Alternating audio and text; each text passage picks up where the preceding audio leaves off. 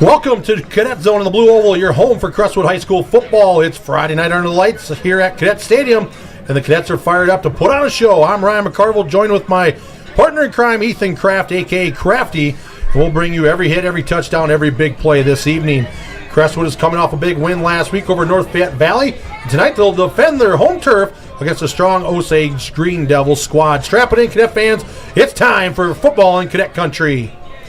Well, Kraft, glad to have you aboard on this beautiful Friday night. Yeah, Cadets got pretty lucky here every week. Had beautiful weather for games, and in the biggest game of the season here for the Cadets so far here, undefeated in district play. At least Osage comes to town. Let's talk about last week's matchup: Crestwood versus North Fayette Valley. Crestwood came on top with a late score in the fourth quarter. They're winning 21-17 down there in West Union, moving their overall record of 4-2 on the season and 3-0 in the district. Cadets last week. They hung around and they had opportunities in the third there to score and right before half, but they finally put it on the board late in the fourth to take the lead and bring home the win. Yeah, I got everybody tuned into that, but it was a big end of the game there for the Cadets. They were up, then they fell behind, but they showed some resiliency. Were able to battle back there. A tough interception down in the red zone gets returned, but a nice hustle play stops what we were kind of watching it together. We thought it was going to be a pick six, but a great hustle play stops that, and then able to force a fumble a couple plays later, get the ball back, and ultimately able to grind out kind of that fourth quarter score with a minute and a half kind of left in the game to get the win there. Big resiliency. That's when the senior leaders on this team never gave up on that game, battled back, and got the big victory at North Fayette. So Cadets get the big win last week, 21-17 over North Fayette, and that talks about the matchup tonight. Tonight's matchup versus Osage. Last season, Crestwood lost 20-10 to Osage. Osage currently has an overall record of 6-0 on the season and is currently 3-0 in the district. And they're coming off a big win last week over Waukon at home, and they beat Waukon 47-24. But hopefully with the big win last week, the Cadets can keep it rolling this evening against, Mr. Street's coming to town for Osage. He's a heck of an athlete. Yeah, it seems like every game we kind of have a guy that we like to point out from the opposing team. And Quinn Street's been a dog for this team for 3 years now. I was looking up some stats from previous year's games. 2 years ago when we called this game, Quinn Street had a big game, so expect big things out of him again. Cadet defense going to have to play well, keep him contained. He's honestly one of the better kids I've seen at the high school level about just having awareness around him. You're never really going to earhole this kid. He's just got incredible awareness to what's going on around him. Got to keep him contained, keep him in the pocket, and make other players make plays for the Green Devils. Some of the players to watch tonight for both teams. First off, for Osage, you already mentioned Quinn Street. He's a senior quarterback. Right now in the year, he's 63 for 96, completion rate of 65%. Has 1,042 yards on the season so far through the air. In yards per catch, he's averaging about 16 yards, has 13 touchdowns, only one interception. Those are big numbers. Yeah, like I said, he is a dog is the kind of word that I put on these kids when they're studs like this. Quinn Street, like I said, he's a very good ball player, a guy that you constantly have to keep your eye on, try and keep him contained. Like I said, try and keep him contained, but then again, he's thrown for 1,000 yards this year, so they have kids out there. The Ulen Hoppy is his favorite target out there, I think Griffin, the junior.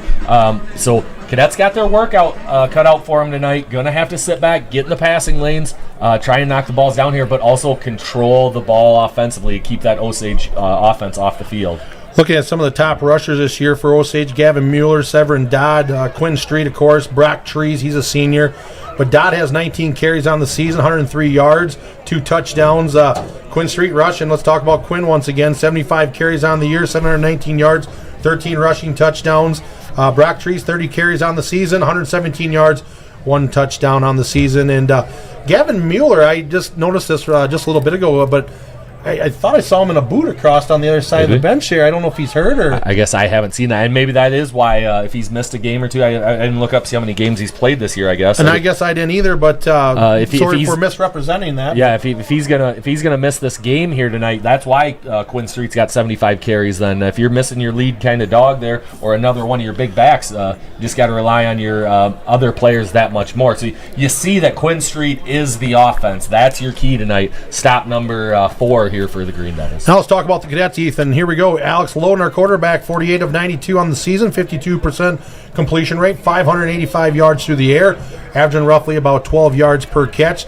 Has 6 touchdowns, 3 interceptions. Alex has really proven himself this season, and definitely has an arm to air it out. Yeah, last week you saw Alex Loden control the game there. He had to make the plays for the Cadets. Running the ball, when it wasn't there, he tucked the ball and ran real well. He was slinging it around to the receivers, letting them make plays. Not Seth Dertina, but Luke Dertina, Mar. You got to get Finn Donlin involved. Jose Leviano, that's what I was going to say. We were throwing it around last week against North Fayette. Last time we were here, you saw Jose control the game. So the Cadet offense here has a couple different ways they can go, have a balanced attack. They got to get both the passing game and the running game going tonight against Osage to stay in this ball game. Alex Loden's also the second leading rusher for the Cadets, 55 carries, 282 yards on the season. Averaging about 5 yards per carry, 4 touchdowns on the ground. Also, Ethan mentioned, watch out for Finn Donlin, 17 carries, 141 yards, 1 touchdown on the season. And, of course, Jose Levano, 76 carries, 462 yards on the ground, 4 touchdowns on the year. So, looks to, if stats could tell the story, Ethan, it looks like it's going to be a good competition tonight. Yeah, should be a good ball game. And, Osage has been outscoring teams all year. They have had games where they've given up big plays and a lot of points. So the Cadet offense, like I said, their best defense tonight might be a good offense. All right, let's talk about the JV game prior to tonight's contest. Crestwood was victorious, winning 46-0 in the JV contest prior to the varsity here tonight. Once again, Crestwood 46, Osage nothing. So congratulations to the Cadets. I just want to remind fans to submit their fan photos of the night to Facebook Messenger this evening, and that is at Cadet Zone Facebook page. And please list the names of the individuals when submitting the photos so we can showcase each and every Cadet fan this evening. Once again, the fan photos of the night right on Facebook Messenger at Cadet Zone Facebook page. All right, it's that time of the night for the Cadet Zone Game Day Pick'em Show Craft. Let's go with game number 1, New Hampton at Waukon. Last week, Waukon lost to Osage 47-24. Who do you got in this contest? Yeah, New Hampton lost a heartbreaker last week to Forest City, I believe. I think it was the game when they were up 14-0 in the fourth and ended up losing that game. So New Hampton's kind of riding the down streak. I think Waukon bounces back in a big way here. This is a big one for Logan Smith, David Haney, and the other Cadet alumni over there on that staff. Got to get a win here if they hope to stay in contention, but I think Waukon ultimately too physical for New Hampton. Probably wins something like 28-6. Yeah, I'm going to take Waukon that one as well. I think just Waukon's going to be just a little too much manpower for New Hampton tonight. I'm going to say 35-7. Game number 2, let's go North Fayette Valley at Forest City. Of course, North Fayette Valley lost to Crestwood last week, 21-17.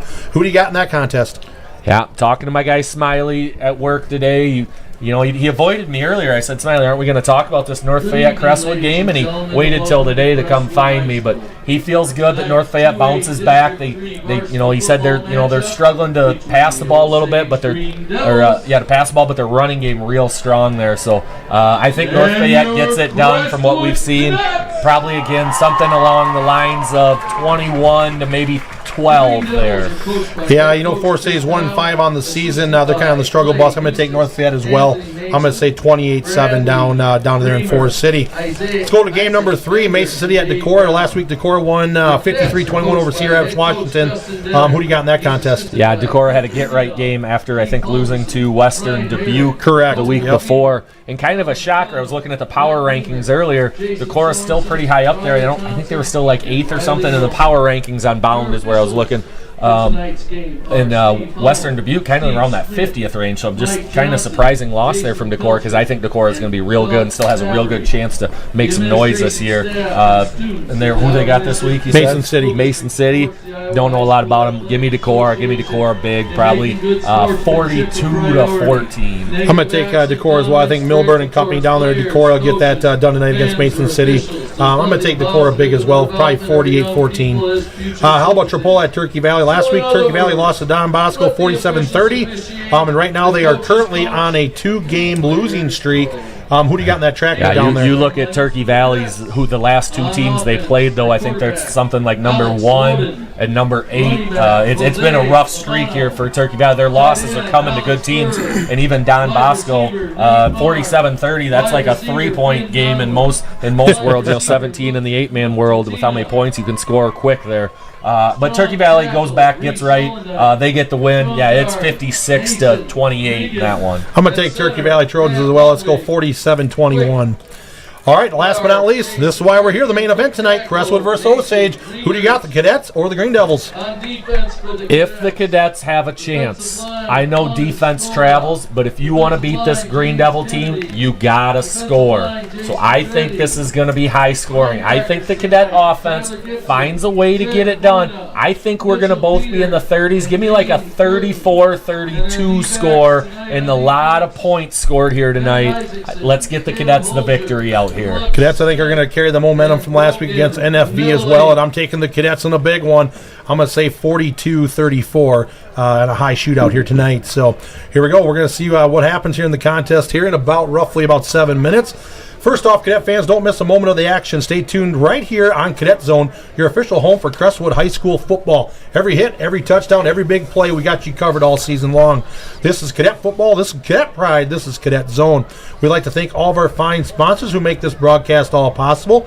If you'd like to be a part of Cadet Zone and place your ad today, please contact Adam Skoda at Crestwood High School for all details.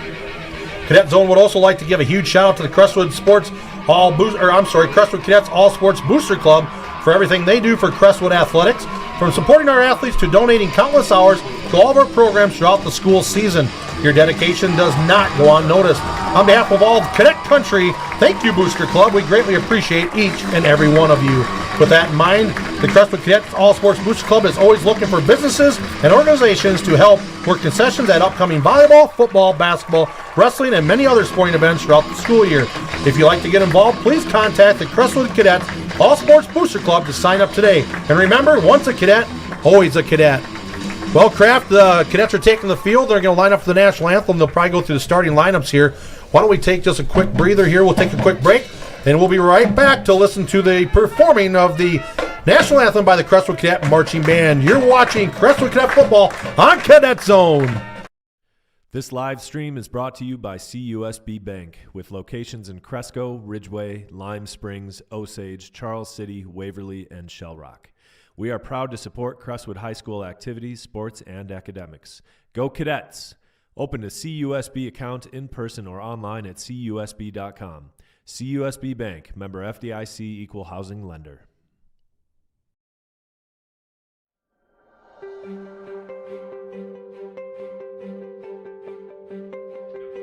Cray Insurance is a family-owned, independent insurance agency serving Northeast Iowa and Southeast Minnesota since 1913. We have offices in Chester, Iowa and Leroy, Minnesota.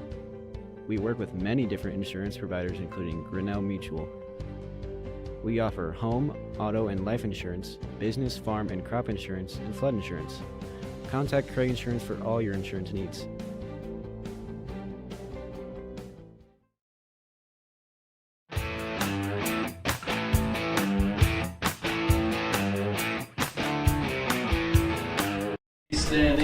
Welcome back, Cadet fans, here to the Blue Oval, where we're just minutes, or a few seconds away, I should say, from the national anthem, and that will be played by the Crestwood Cadet Marching Band.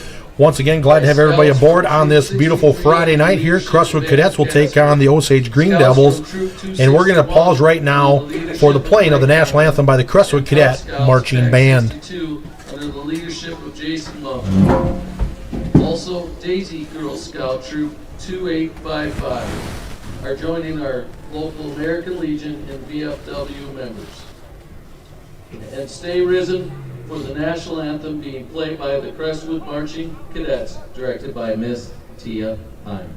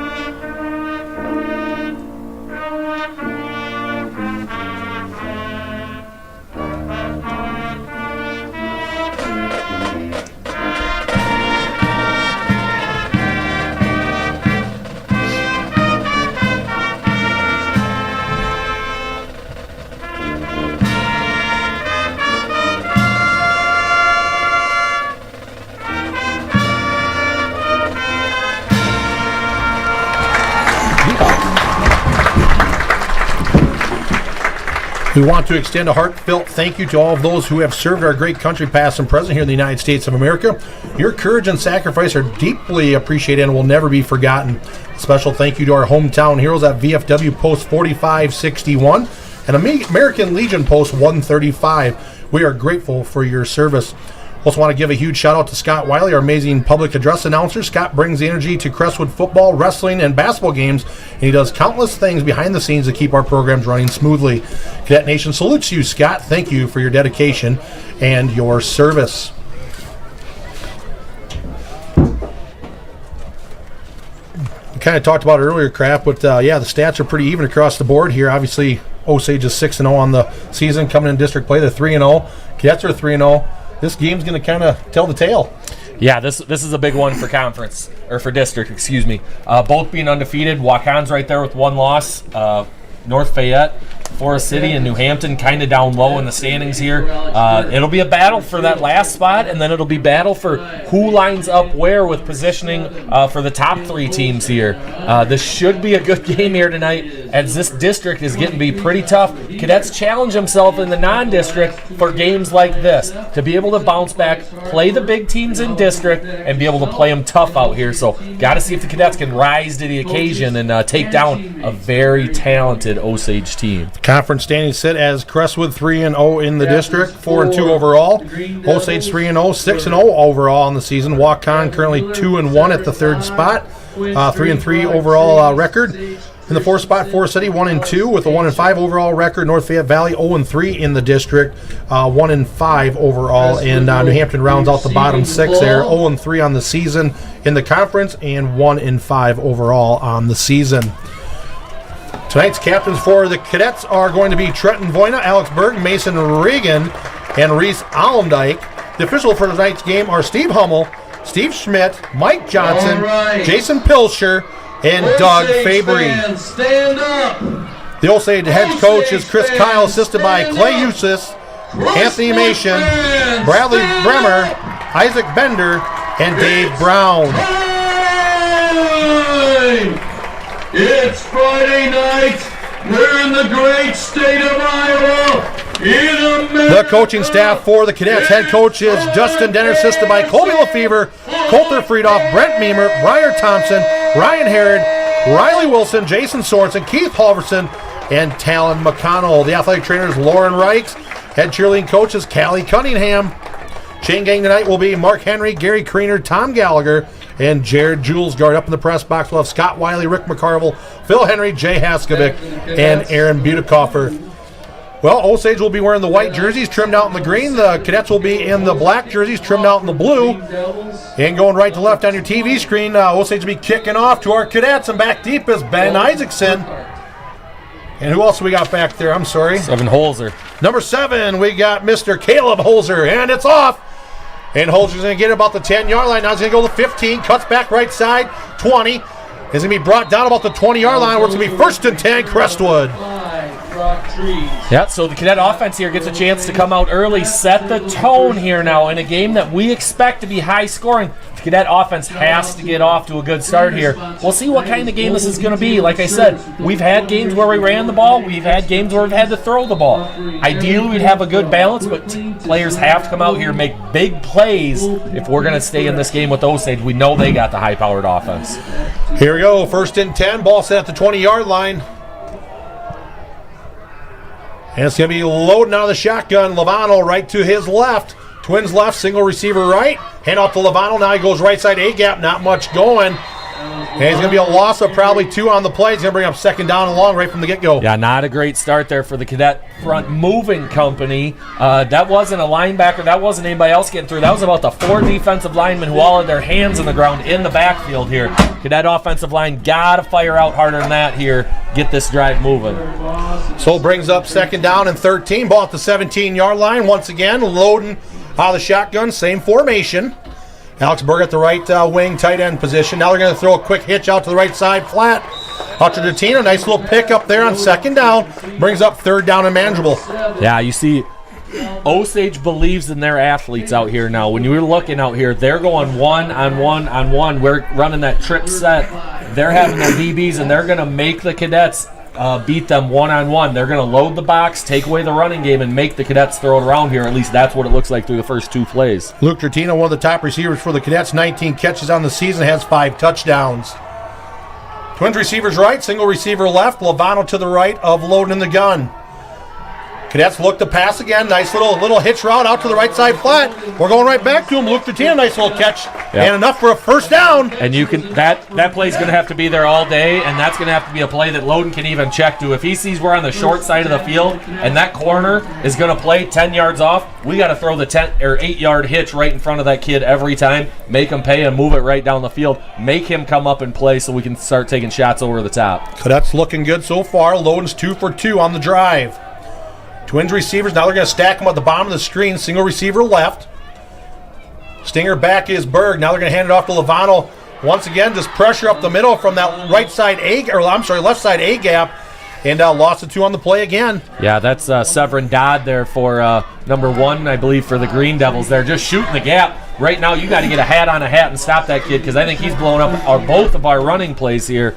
Got to get our head on somebody. If they're just going to shoot in between our pulling guards, we got to get our heads in front, get them moving. This offensive line play isn't about getting people downfield. It's about taking them where they want to go. If he's going to shoot, take him that way. Let the running back cut that thing back. Dodd has 24 tackles on the season, 10.5 for loss. 2nd down and 13. Loudon gets sacked in the backfield. Pressure up the middle by big number 53. Who's that on the play? Alex Mach in there. Again, right up the middle. Looks like some miscommunication there by the Cadets' interior line because he wasn't touched, and he's a kid that's playing right over the ball, kind of guard center area. Cadet offensive line here has got to start getting their hands on people and give Alex a little time to throw that ball. So loss of quite a bit on the play brings up 3rd down and 20. Trips left formation coming for Crestwood here. And loading out of the shotgun. Now they're going to try to run a rocket screen underneath. In and out of the hands of Jatina. That was dangerous. Almost picked off there by the Osage Green Devils, and it's going to be 4th and a mile for Crestwood. They're going to have to boot it away. Yeah, and in a play that even if their team, I think, catches that, I'm not sure how far it's going there. The Green Devils were flying up there to the line, but Cadet offense, just who's going to have to play better here? That's the offensive line. We got to get hats on hats because right now that was 4 defensive linemen beating our 5 offensive linemen. Cadet offense here, hopefully a big punt by Loden, but going to put the defense out there early. Loden gets a nice little boot down to about the 40. Now he's going to go cut right side. And there's going to be pressure there, and he's going to be sacked. Nice little tackle there by number 42 for Crestwood. Who do we got on the tackle? Yeah, that's Xander Meemert there with a nice tackle there because I was kind of looking for a hold there by the blocker. I mean, he was all over him and never let him go, but Xander does a great job fighting through that play there. Xander's bringing the energy out there now. Got to have the Cadet defense fire up here, make a play. We have to go out there and make big plays. This is our field. Somebody's got to be that guy, and if it's Xander, it's Xander, but somebody's got to make that big play.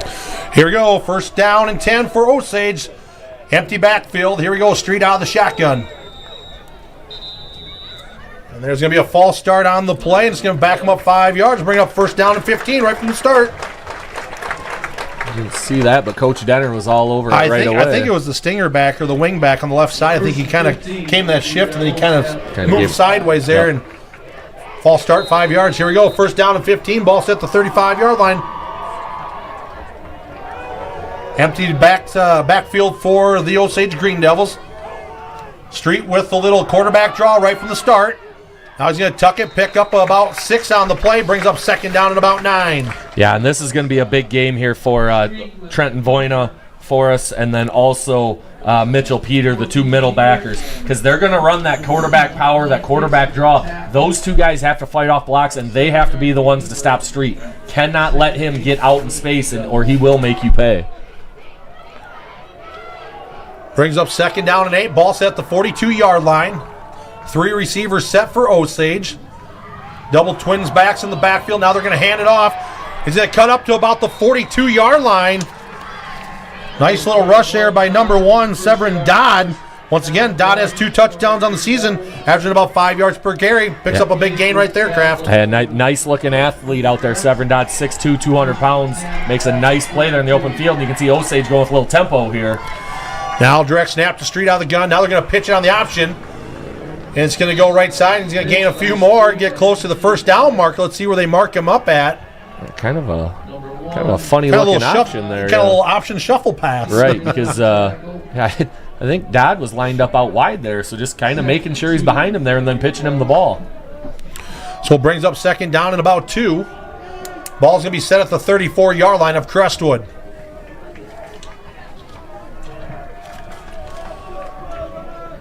Four receiver set, double twins. Street out of the shotgun. Now he's going to go to his left. Now he's going to keep it. Quarterback sweep. He's going to tuck it, get enough for the first down, get knocked down about the 25-yard line. First and 10 coming for Osage. Yeah, and you saw him here attack the edge. Dane Curtin went for the play fake, got caught inside. Number one job as a DM there, have to hold our edge there, make the quarterback run that ball back inside to all our help. Quick tempo playing here for Osage. Empty backfield, Street out of the shotgun. Now it's in and out of the hands. Now he's going to roll to his right under pressure. He's going to be sacked for a loss. Big sack there by the Cadets. Knocks him down to about the 35-yard line. It's going to bring up second down and long, Ethan. Yeah, On and Skoda, they're doing a nice job because Street did a nice job recovering, but luckily On and Skoda, not luckily, but a nice job there by On and getting through the line and getting Street down before he could make anything happen. Second and a country mile here now. Cadet defense catches a break. Second down and 20. Ball set at the 35-yard line of Crestwood. Here we go, Cadets. Cadets come up in a 5 front, 2 linebackers set. Now Street's going to roll his right on a quarterback sweep. Has lead blockers. Now he's going to get up to about the start of the first down marker. So it's going to bring up third down and probably about 10. We're going to say third and 10 coming up for Osage. Yeah, Voyna does a nice job there grabbing a shoestring, getting the Street down. But again, our DNs, guys that have been playing for a couple years for us now in Dane Curtin and Tyler Gibson, have to set the edge. They cannot get caught inside. Hold the edge, make Street take that thing inside, let your buddies clean it up. 52 defense coming up for Crestwood. Here we go. 3-by-1 set for Osage. Single back next to Street. Now they're going to go direct quarterback power right up the right side A-gap. Now he's going to cut to the outside. It's going to be a 25-yard touchdown scamper run for Quinn Street. Puts Osage on the board, 6-0.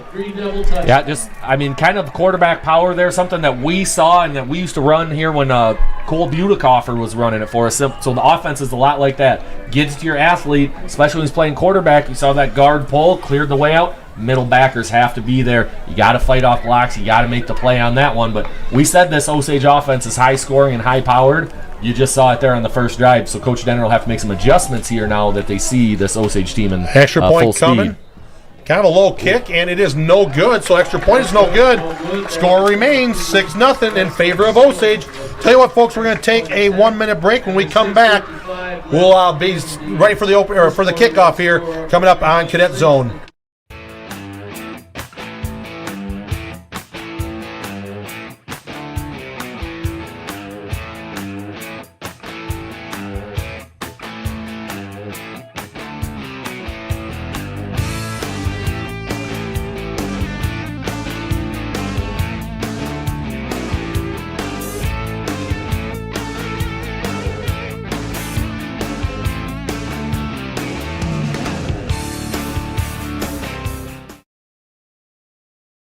Why choose Campsite RV in Cresco for your next adventure? Because at Campsite RV, it's not just about campers, it's... Number 20, Burkhart for the Green Devils. Welcome back here where Osage took the lead, 6-0 with 6:55 and counting the first.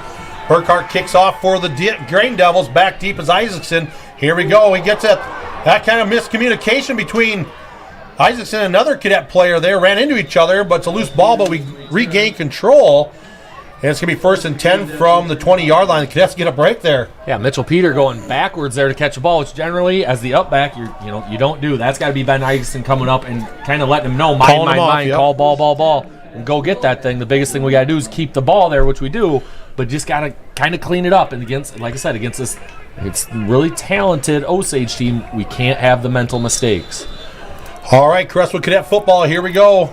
2-by-1 set for the Cadets.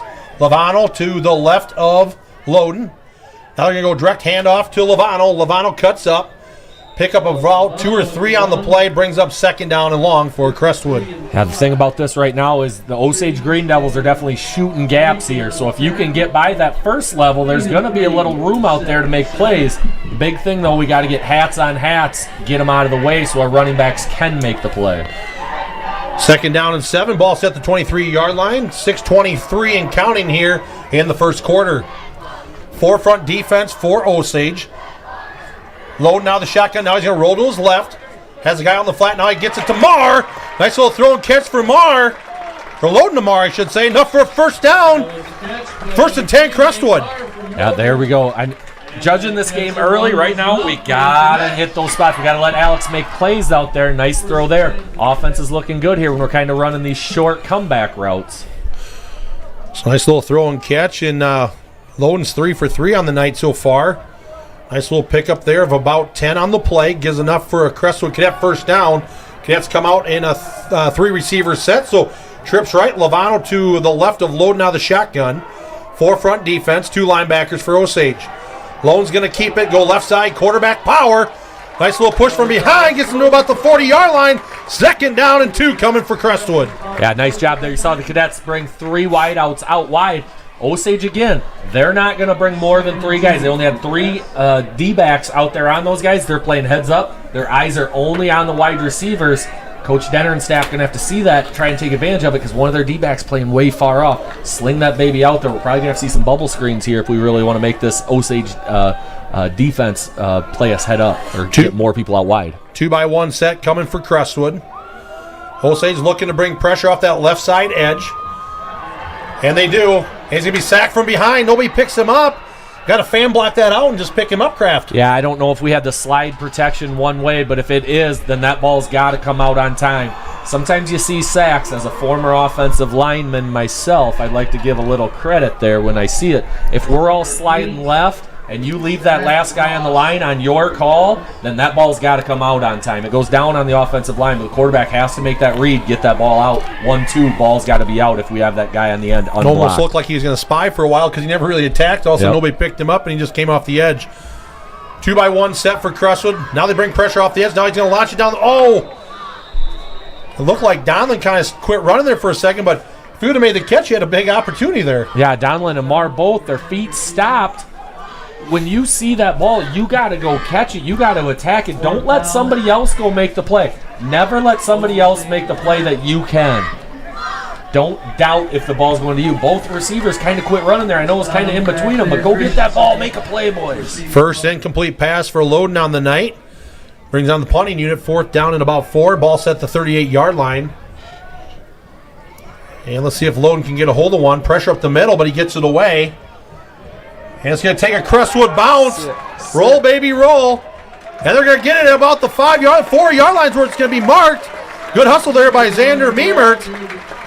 And Cadets pin him down now deep. Yeah, great job there. Alex Loden's got a leg on him. He's a really good punter as well as quarterback. So a great job there to cover that baby by Xander Meemert. Again, making a big play on the punt. Now we got to find a way here, bringing out kind of the goal line package here. Let's find a way to make a play here. Keep them down there. Don't let them out. See some D linemen stay low, make the pile, let the linebackers flow. Just want to send out a reminder to fans to submit their fan photos of the night to Facebook Messenger at Cadet Zone Facebook page. And once again, please list the names of the individuals when submitting the photo so we can showcase each and every one of you Cadet fans this evening. It's going to be a push of the pile there, and it's going to pick up probably about 3 on the play. It's going to bring up second down in about, actually it's going to be second down and about 6 coming for Osage. Gained a little more than I would like. It was a nice job there. I saw Blake Kennedy out there. Did a great job making the pile. Like we said, somebody makes a pile, keep collapsing it in, and then linebackers, we got to flow, got to get that thing stopped, make sure tackle's in there right away. Second down and 5, ball set the 10-yard line, Street out of the shotgun. Twins receivers right. Now it's going to go right side, quarterback power. And why fix it if it isn't broken, right? Yeah, this is the offense for him. This Street kid is the real deal. You don't have to look at a whole lot. It's not very often he's going to hand that thing off. He's going to keep it when you see he's got 75 carries, the most on the team. Roughly over 720 yards rushing on the season so far. 1,700 yards already on the year. I mean, yeah, he's he's thrown for 1,042 coming in tonight's contest. Ran for another 700. Yeah, you don't have to wonder where the ball, who's going to have the ball for Osage. Twins receiver set for Osage. Now they're going to send a man in motion. Street's going to roll to his left. Quarterback design sweep coming. And the Cadets are going to get a hold of him. No gain on the play. Matter of fact, loss of about 3 on the play. It's going to bring up second down and long, Kraft. There's a nice job by the Cadet defense setting the edge out there. He's looking to get out wide. Slow played it, held him in there. Everybody's got to flow. Everybody's got to keep running there. Great job there by the Cadet defense. Defensive tackles tonight for the Cadets are Anand Skoda, Mason Reagan, Blake Kennedy, and Tyler Gibson. Linebacker core is Trenton Voina, Mitchell Peter, and Dane Curtin. Twins receiver is set. Now they're kind of going to stack them. Street's going to hand off to Dodd. He's going to rumble and stumble for a few. Nice little chunk of change there for the Green Devils. And it's going to bring up third down and about 5. Yeah, Brock Trees there with the carry for Osage I'm number sorry, 5. yeah, Trees, my bad. But you know what we did there is Xander Meemert, again, a sophomore coming up here playing more and more minutes, getting more and more comfortable, but did a great job there. Normally we'd say take that ball carrier away, but what he did there was stayed out wide, made the quarterback hand it off. Make somebody else beat us there. Stay home, read your keys, do your job. Brock Trees has 30 carries on the season, 1 touchdown. Trips left, single receiver right. Street out of the gun. Meemert brings pressure off the edge. He's going to overthrow the receiver. Incomplete pass. Brings up 4th down and 6. What do you got to do here, Kraft? Boot it away. Yeah, they got to boot it away here. Street kind of floats that ball a little bit. He was looking for a call on Xander. I'm not sure what happened there, but I think Xander had nice pressure on him. Would have been a terrible time to get a roughing the passer call, but nothing called, so that was good play there by Xander. Again, keeping him in the pocket, made him throw it, saw him float the ball overhead. Cadet defense makes the big stop after the nice punt. One thing leads to another here. Now let's just make sure we get the ball here after this punt. Looking to punt for Osage is going to be Street. Back deep is going to be Isaacson. Oof.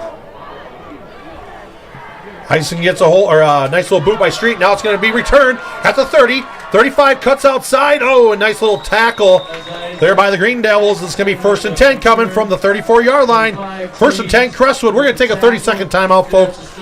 You're watching Crestwood Cadet Football on Cadet Zone. Why choose Camp Center V in Cresco for your next adventure? Because at Camp Center V, it's not just about campers, it's about family. For over 30 years, our family-owned dealership has been your home for quality service, unbeatable deals, and over 50,000 parts in stock. With 18 dedicated service bays, we handle everything from simple fixes to customizations. Your journey begins.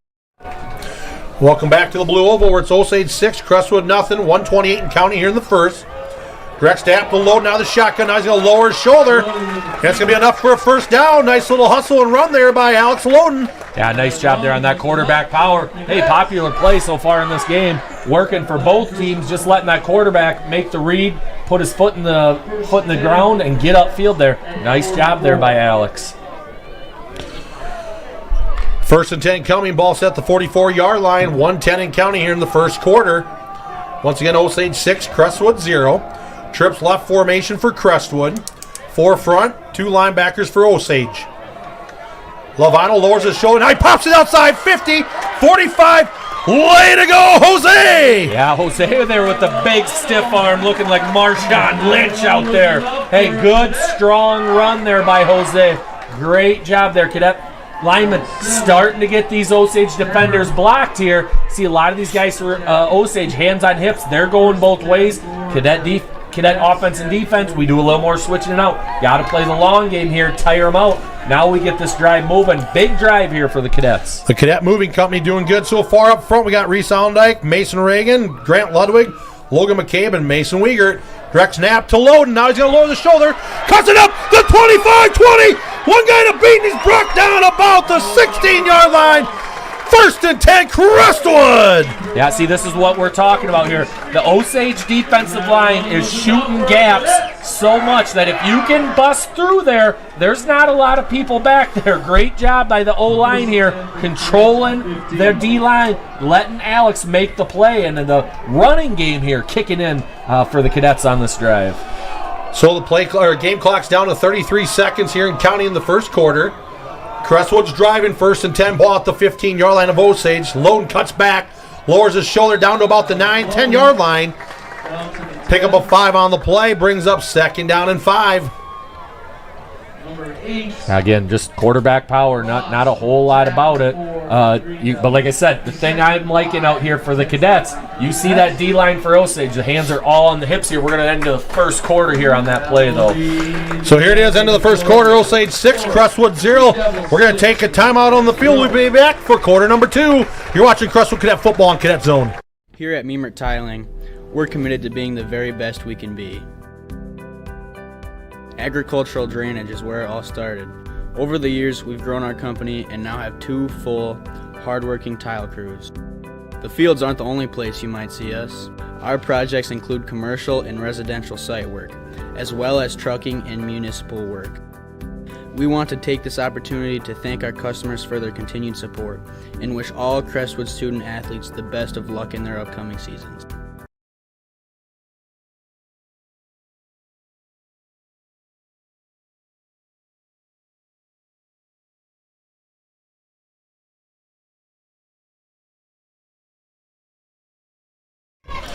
Welcome back, Cadet fans. Here where the Cadets are currently driving here to start the second quarter. Right now the score is currently Osage 6. We got Crestwood 0. 2nd and 5 coming for Crestwood. Do we got a fan photo of the night here, Carter? All right, check this photo out. Here we go. We got Ray, Cal, and McCallie. Check out that cute photo of the Herod family sent courtesy of Megan Herod. And those are future cadet football players right there. Yeah. We'll get our future Herods out there. You know, they'll be a bunch of tough kids. Thanks for sending that in tonight, Megan. We greatly appreciate it. And go blue! Here we go. 2nd down and 5. Ball set at the 10-yard line. Trips left formation coming up for the Cadets. Load now the shotgun. Now he goes right side. Lowers his shoulder. Cuts back. Had a little daylight there and gets tripped up from behind by trees. And it's going to bring up, was it a first down, Ethan? I can't see from where I'm sitting here. Yard markers are going down. Yard marker goes to number 1. That's a first down, Crestwood. First and goal from the 5 here. Hey, now we need the beef. Now it's you're playing in the phone booth. Now it's about low man and tough man wins. You watch Philly play. They're able to play because they're so much more physical. That tush push. Now is when we play in the phone booth and you find out who the tough guys on the football field are. First down and 5. Ball set at the 5-yard line. Shotgun formation for Crestwood. Direct snap to Loney, lowers his shoulder. And is he going to get the push from behind? And he does, and it's going to be enough for a Crestwood touchdown! Alex Lone for the 5-yard scamper. Crestwood 6, Osage 6.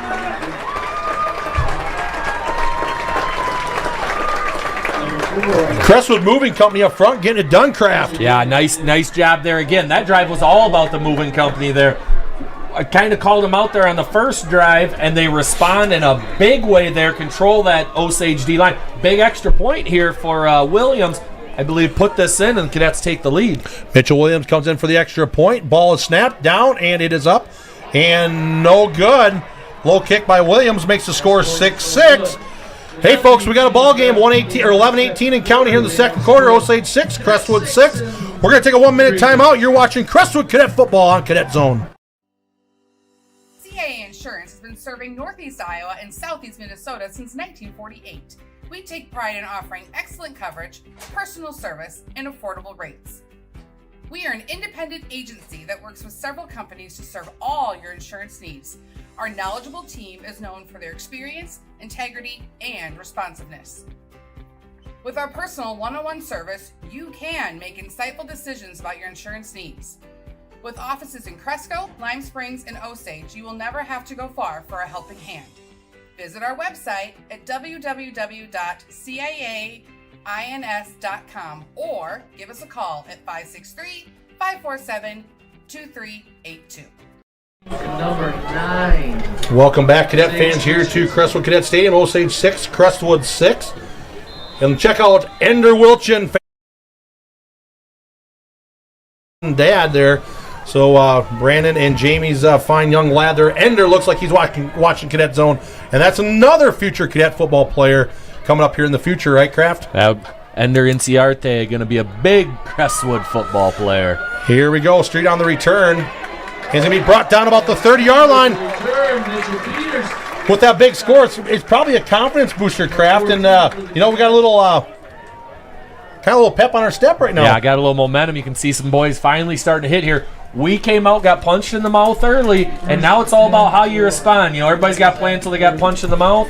Well, now the Cadets bounced back in a big way there, responded well on that drive. Now Cadet defense got another opportunity to get a stop out here.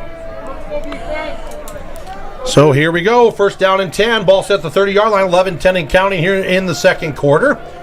Got a good ball game on hand here. Crestwood 6, Osage 6. 3-by-1 set for the Green Devils. Direct snap to Street.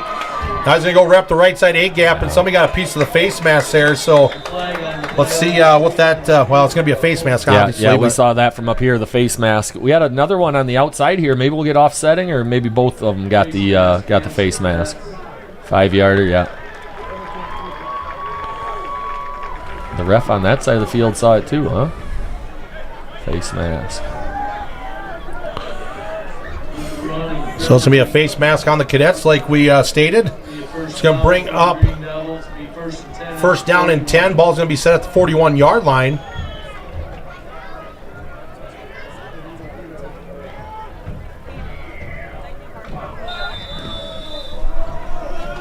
And Street will be out of the shotgun. 2-by-2 set coming for Crestwood, or I'm sorry, for the Green Devils.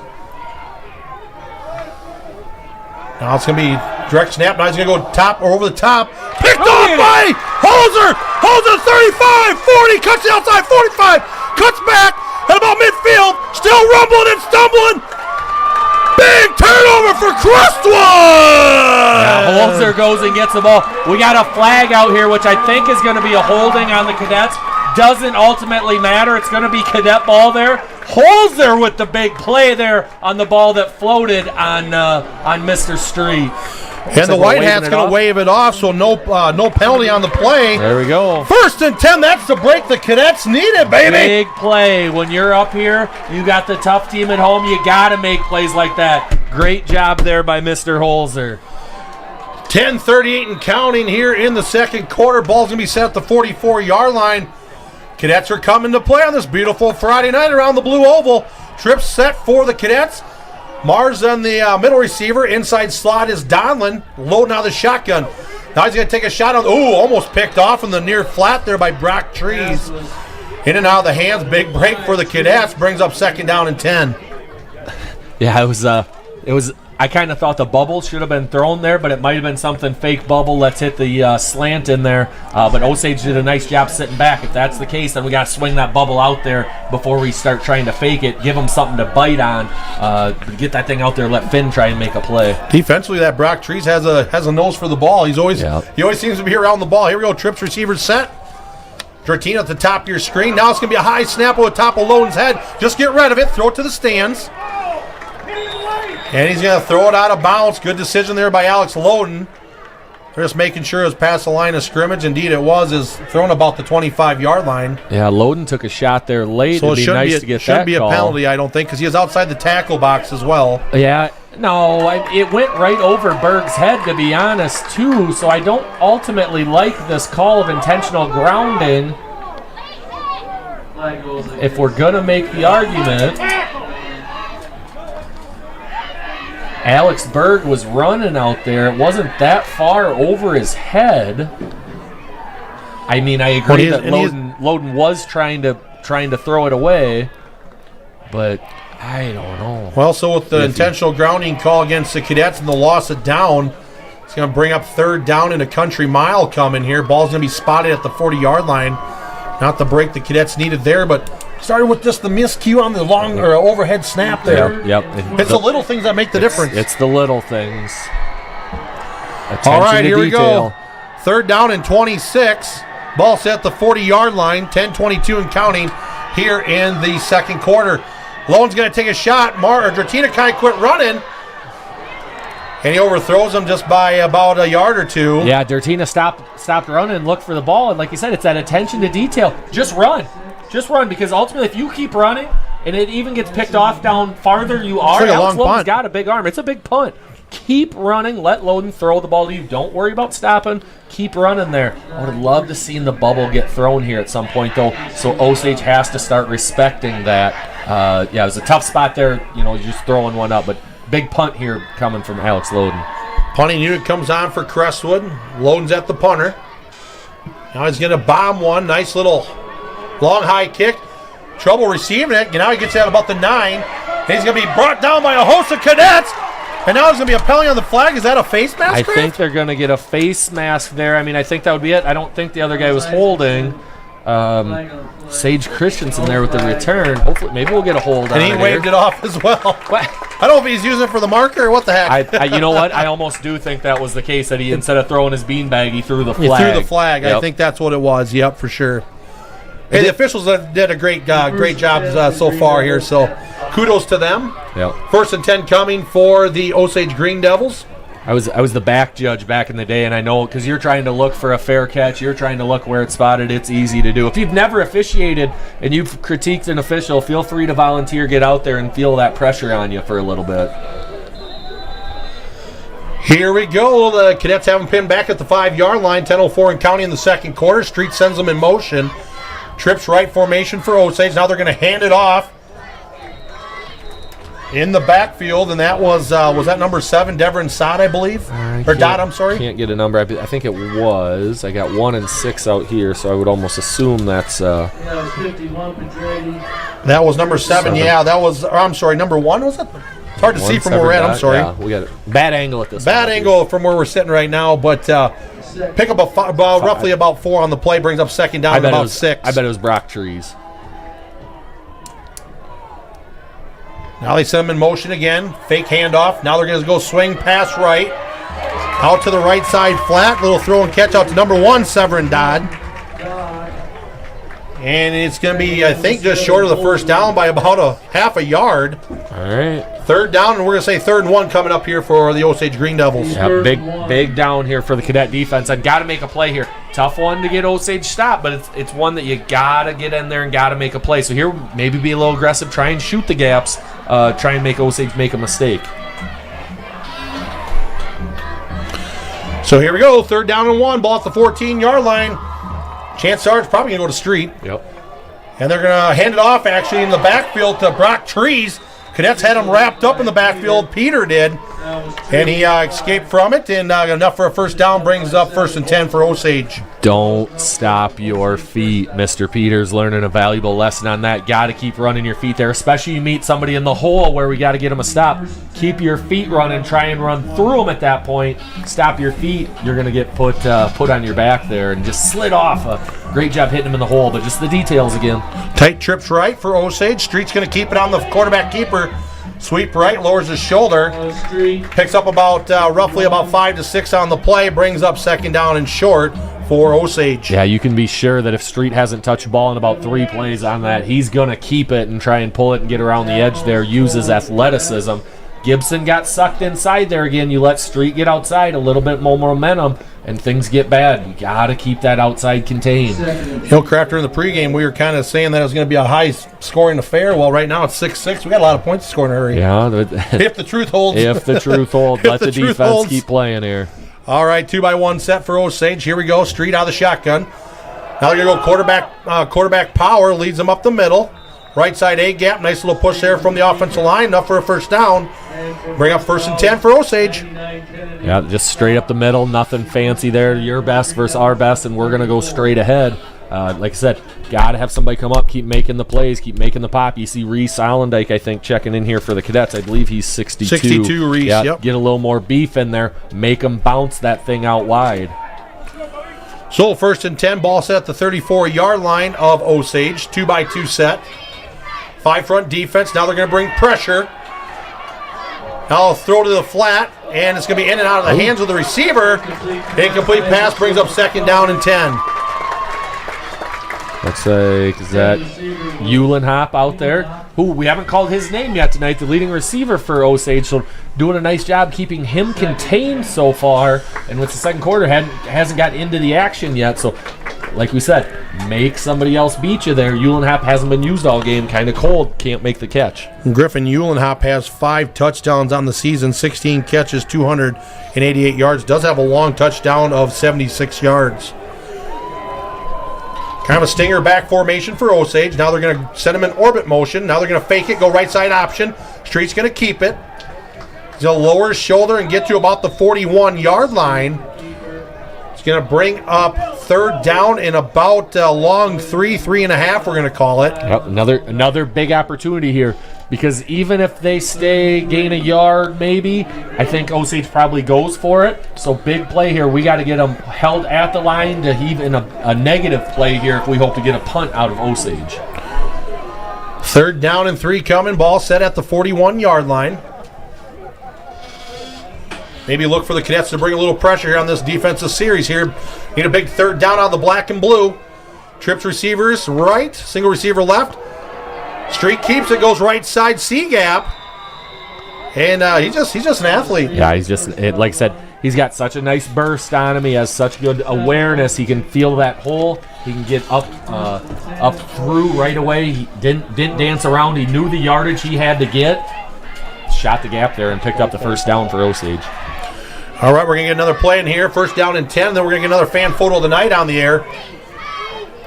Photos are coming in left and right, so we're going to do our best to try to get them on for everybody here. First down and 10. Ball set at the 47-yard line, 6:07 and counting here in the second quarter. Shotgun snap to Street. Now he's going to go roll right, has room to run.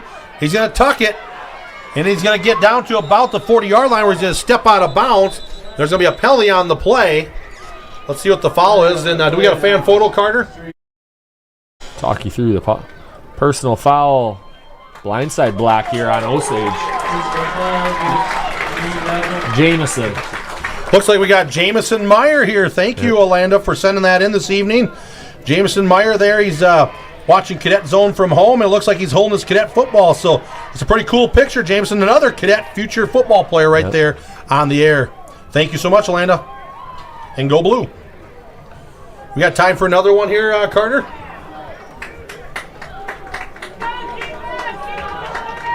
First and 14. Oh, here we go. We got Adam Skota zip. Looks like they're fishing up north there and watching Cadet Zone and everything. So obviously Adam Skota plays a big part of Cadet Zone here for Crestwood Cadet Schools. And look at that fine picture of Scott Zip and Adam Skota right up there in Minnesota at the cabin. Thank you so much, and go blue. Back to action. Quarterback keeper draw. Street's going to go up the middle, cross midfield down to about the 48-yard line. Going to bring up second down in about 6 for the Green Devils. Yeah, does a nice job there picking up what they lost on that penalty, getting them back ahead of the 6 so you're not chasing it. Just a simple quarterback draw. And we got to keep getting hits here on Street. Wear this Osage team down that you don't see a lot of subbing in. They rely on, about 13, 14 guys here to really make the big plays for them. Cats need a big stop here right before half. It's 5 minutes left before halftime. Second quarter, Crestwood 6, Osage 6. 3-by-1 set coming for Osage. 5 front defense. Now they're going to bring pressure. Right side B gap. Off the edges coming Pedretti. Now he's under trouble. Voina almost gets a hand on him. And that's going to be intentional grounding. Should it not be? I don't think that. That ball never got back to the line of scrimmage. Yeah. Were they saying number 6 was in the area?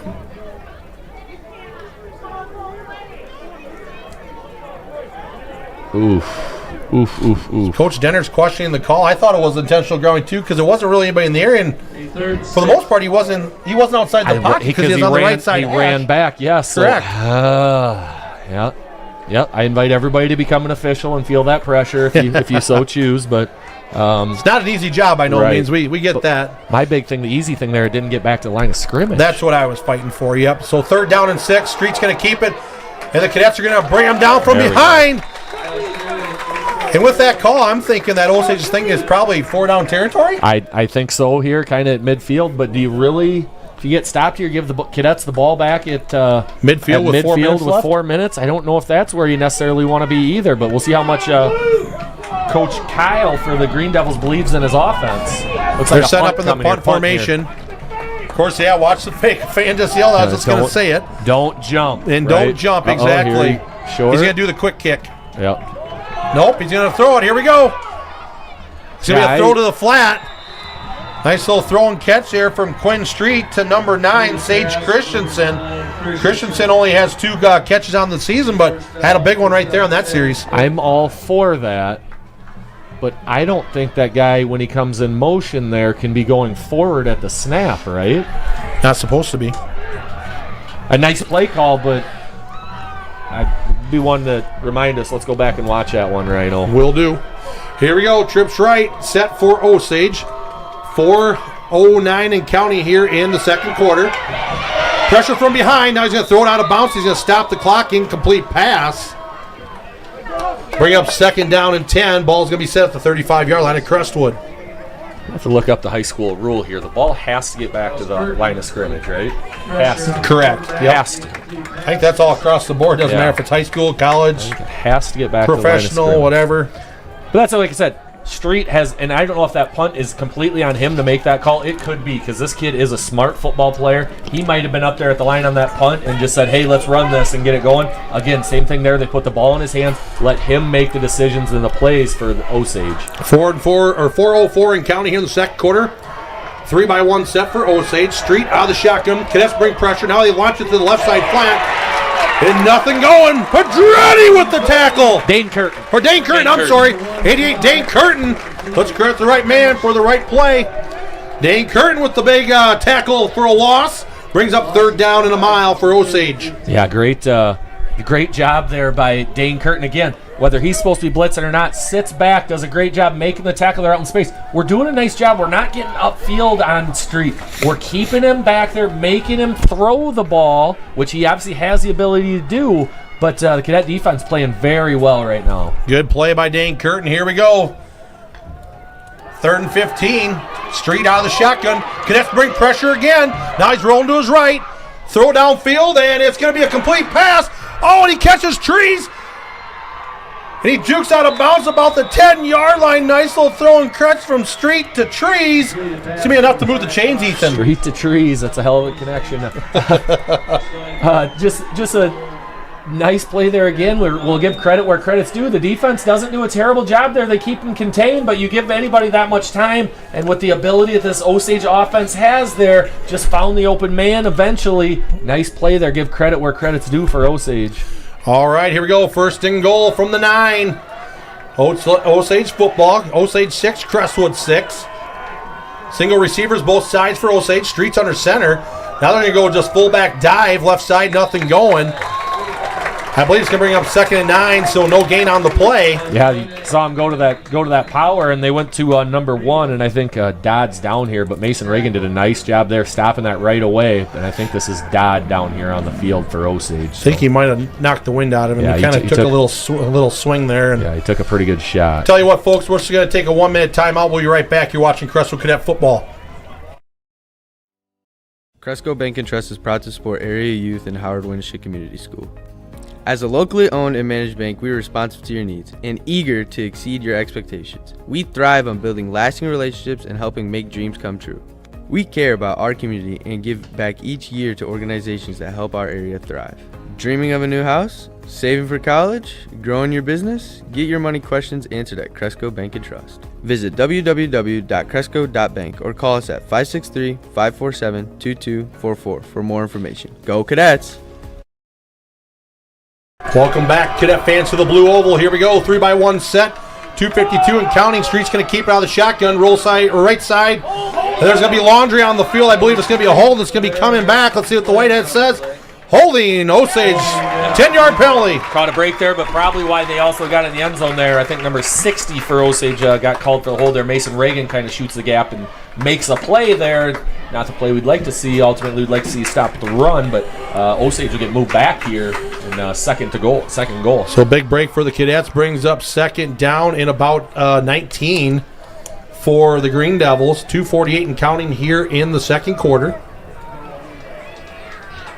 So big break for Crestwood.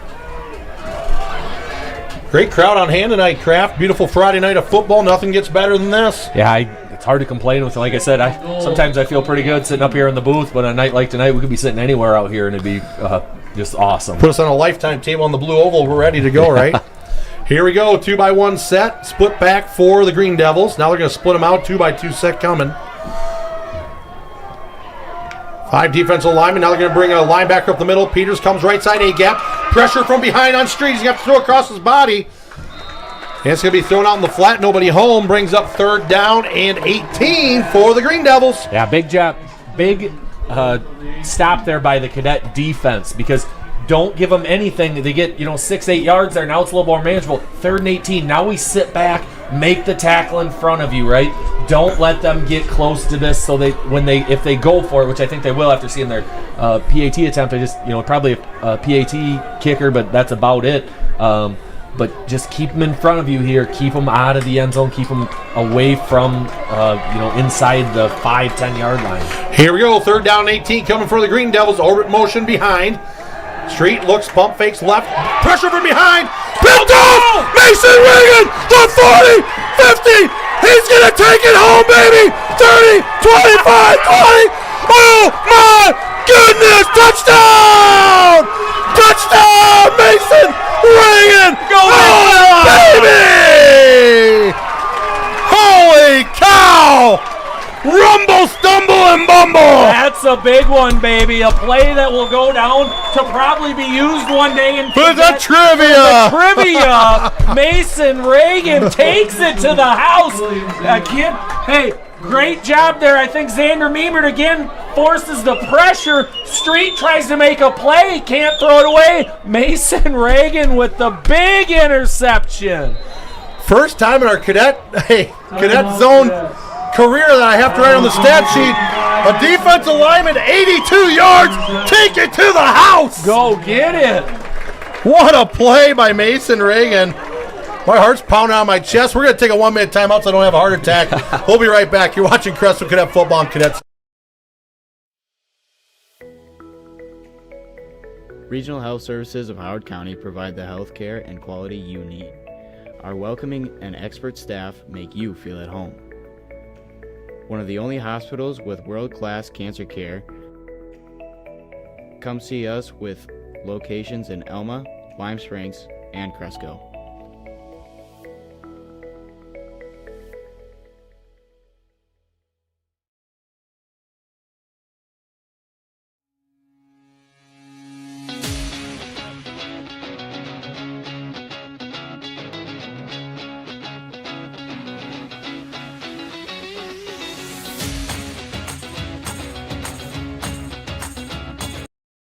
Welcome back, Cadet fans. Here, a turn of events for Crestwood. 82-yard interception by Mason Reagan to the house. Makes the score Crestwood 12, Osage 6. Extra point coming. Mitchell Williams, the kicker. Ball is up, and it is good. Extra point, Mitchell Williams puts it on the board. Crestwood 13, Osage 6. We're going to take a 1-minute timeout, folks. You're watching Crestwood Cadet Football on Cadet Zone.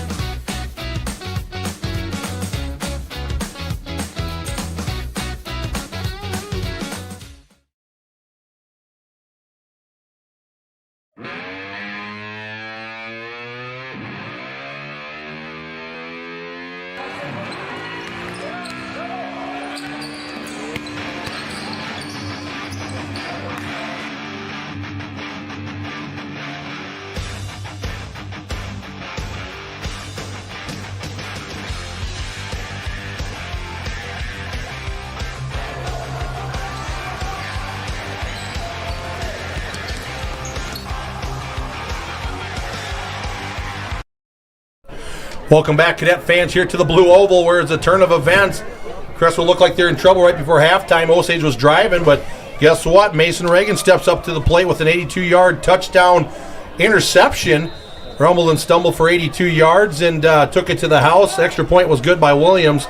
And here we sit with 2:10 left in the second quarter. Crestwood 13, Osage 6. Game's long from being over, Kraft. Yeah, we got, 2 minutes to go here in the first. This Osage offense has the ability to come back and score. We got to get Street down here. Got to get him down. And a big return there by Osage. Street gets him right to midfield, and plenty of time. 2:01 here left in the second quarter. Right, and Coach Denner there kind of saw this, and we were kind of asking what's going on here, but Coach Denner called a timeout there because that was a big extra point, went up 7. Cadet defense, after the big snag there, we needed to compose ourselves, so we called that timeout, did a great job there. Now, defense, settle in here. Let's get a stop because Osage, again, one play away from being right back into a tie game. Quad set coming. Street's going to keep it on the quarterback keeper, and he's going to rumble wrap the middle to about the 40-yard line. Osage has 3 timeouts left, and they're going to move the change right now. Crestwood has 2 timeouts left. And you're going to see tempo and space out here, so they're spreading the Cadet defense out. Now be careful.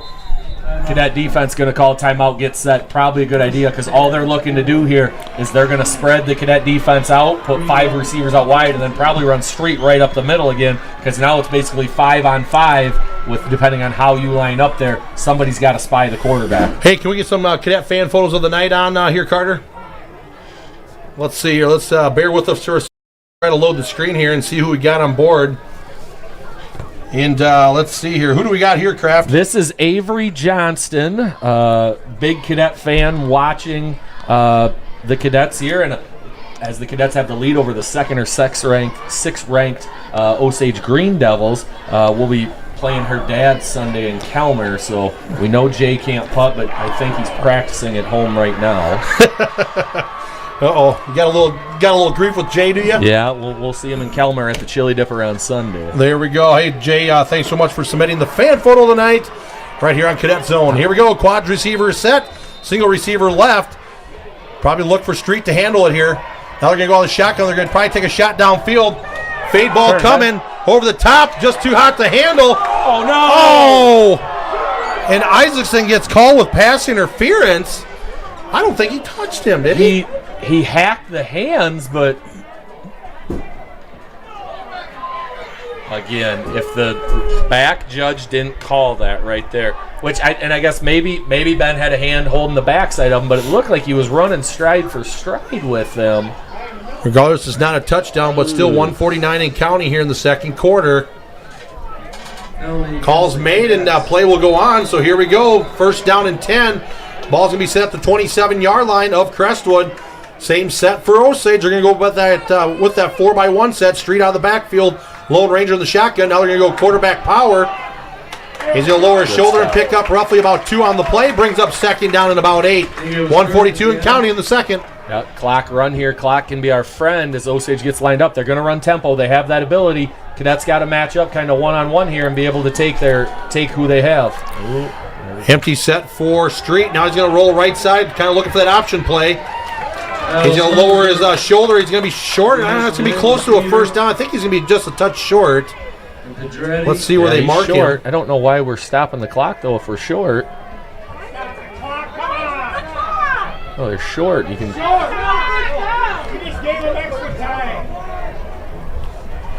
They're going to wave it. They say it's enough for a first down, so 1:20 left in the second quarter. Osage football. Here we go. Ball set at the 25-yard line of Crestwood.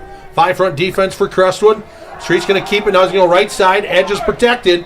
Now he's going to get out of bounds to stop the clock again. 1:09 left here before half. Stick around for the halftime show. We're going to have the first half game recap. Some cadet trivia we're going to have coming up. We're going to go around the sports world as well. Now we're going to go quads. Actually, we're going to go 5 receivers set to the left. Actually, a little confusion. Go quads left, single receiver right, Street out of the shotgun. Second down and 6 coming for the Green Devils. Osage trying to spread them out and trying to go with a little quarterback draw right up the middle. Trying to isolate the linebacker there. Now it's going to bring up, actually it's going to be a timeout on the field. Yeah. Osage is going to burn one here, and it's going to be a timeout on the field. We're going to take a 1-minute timeout as well. When we come back, we'll have 1 minute left before halftime. Osage is driving. You're watching Crestwood Cadet Football on Cadet Zone. Car Auto Group has the most inventory in Northeast Iowa, with over 345 vehicles. All of our dealerships offer excellent service, sales, and parts. Our service team has a combined work experience of over 100 plus years. We are the home of Warranty Forever, which gives our customers the peace of mind of having a full powertrain warranty. If you are in the market for a new or used car, Visit one of our locations or visit our website at carautogroup.com.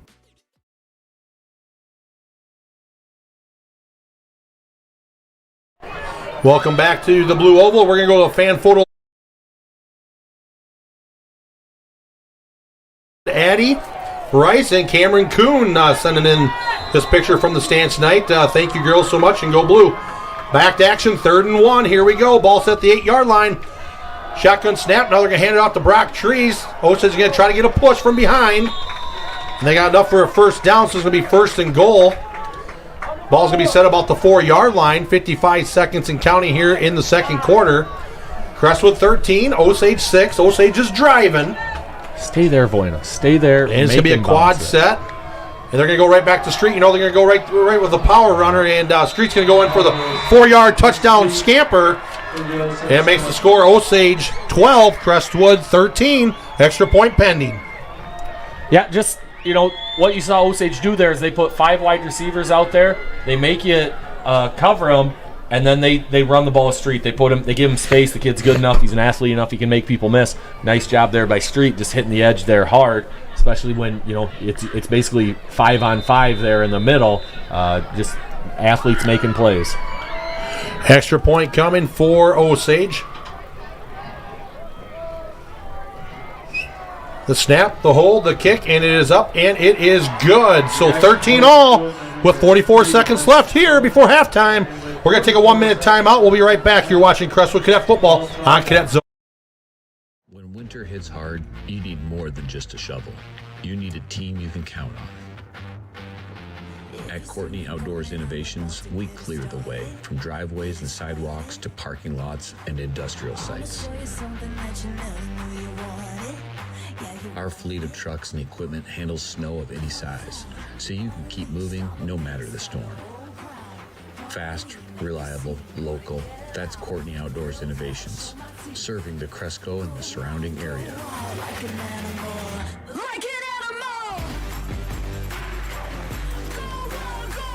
We don't just move snow, we move winter out of the way.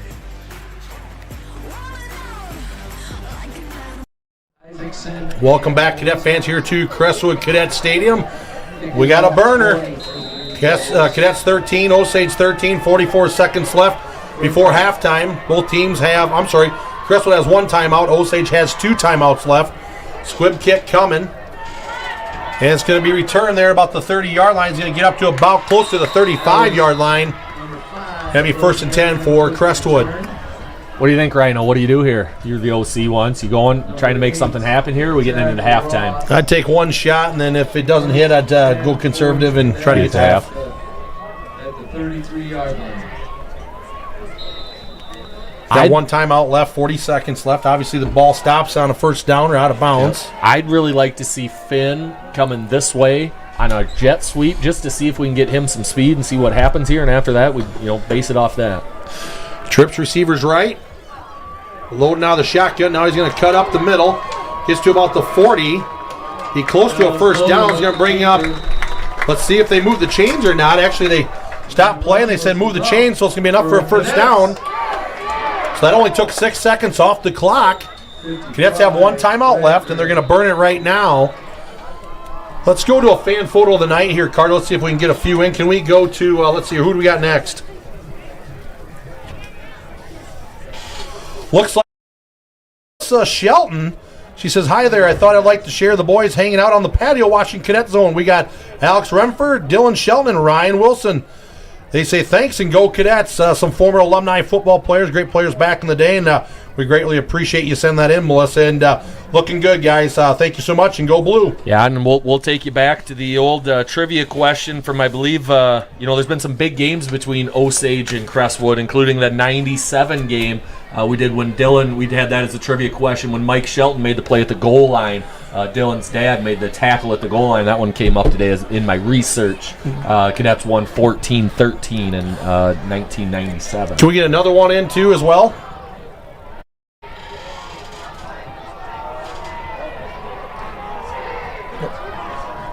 One second here. We'll come back to that here. Yep, we'll come back. Let's go to the player, and we'll come back. All right, here we go. Trips left. Low now the shotgun. Now he's going to go left side A gap with a little quarterback power. Gets to about the 48-yard line. And the clock's going to keep on running. Down to 22 seconds left before halftime. Cadets going up tempo here. Trips receivers left. Low now the shotgun. Now they're going to try to throw the bubble to the left side. Finn Donlin. Donlin's going to get up towards about the 42-yard line. Well, could have been a late hit out of bounds there, but nothing called. Clock's going to stop with 13 seconds left before half. Finn went out of bounds on his own. We'll move on. Nice play there. Picked up the first down. Nice job throwing the bubble there. That's a play that helps in the long run. You throw that bubble out there. That way the defense has to respect it, and you keep running that action. They at least got to come up and try and stop it. So nice throw there by Alex. Good pickup. Good first down. Way to get out of bounds. First down and 10 coming. Here we go. 2-by-1 set for the Cadets. Dratini on the top of the screen by himself in the Lone Ranger wide receiver position. Has a man open out in the flat. Donlin's going to catch it, and it's going to be enough for a first down, so he's going to stop the clock. 8.9 seconds left before halftime. The Cadets have a chance here. They're going to move the chains, and they're going to get set because they're out of timeouts. It looks like Osage is going to burn a timeout here.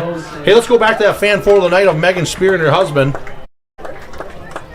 Cody. Look at this. Here we go. We got Megan and Cody Spear. They're going to send this fan photo of the night in. Looks like they're hanging out watching Cadet Zone. And great picture of you guys, Cody and Megan. Thank you so much for sending that fine photo in. Do we got another one here this evening? I believe their son Jesse played in the first game here tonight. Oh, in the JV game? Yep. Perfect. Well, let's see here. Who do we got? It looks like we got this is the Jenkins family. We called them out last week. So we got the Jenkins family, and in this photo we're going to have Steve Jenkins, class of 99, with his wife Adrian and their kids and some varsity flag football friends over decorating clothes for senior week. So Steve lives down there in Georgia, and he's actually was a teammate of mine back in the 98-99 season, and a great friend of mine. And Steve always joins us on Cadet Zone about every Friday night. Class of 99, Steve, looking good. Thank you so much, and go blue. In my studies today, we had a picture of Steve Jenkins in the newspaper. I didn't clip it out and send it, but should have, I guess. Shotgun low, now the shotgun. Now he's going to take a shot across. Oh, in and out of the hands of Donlin. Stops the clock with 4.9 seconds left here before halftime.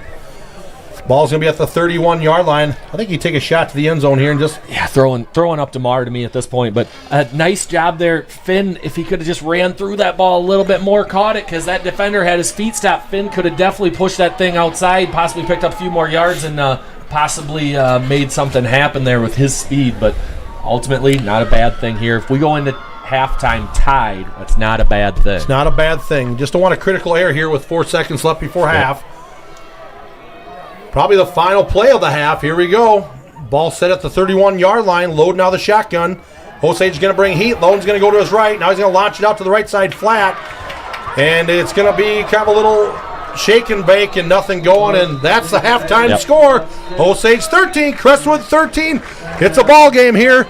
Both teams 3-0. Let's see how the second half turns out. We're going to take a 1-minute break. We'll be right back for the first half game recap. You're watching Crestwood Cadet Football on Cadet Zone.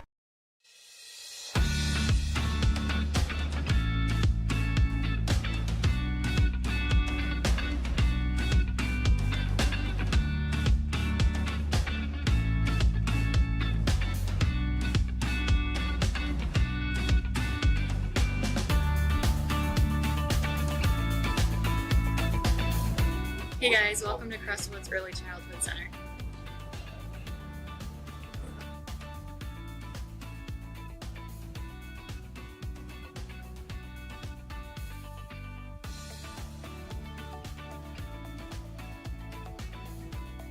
My name is Melissa Vober, and I'm the director at Kessel Kids Child Care and Learning Center, which is part of the Crestwood Early Childhood Center in Cresco, Iowa. We offer just general child care services from 5 a.m. to 6 p.m. We do a before and after school program, so children that need transportation to and from school have an opportunity to hop on the bus and get over to school safely. Howard Wynn operates their 4-year-old preschool program in this building, and Head Start also operates their program in this building as well. My name is Kim Holmes. I work at Cresco Head Start Center. We have a class of 18 children.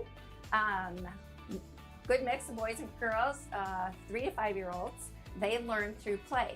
We have center time where they can play in all the different centers with any kind of toys that they want, but they're all learning toys, so they're learning as they're playing.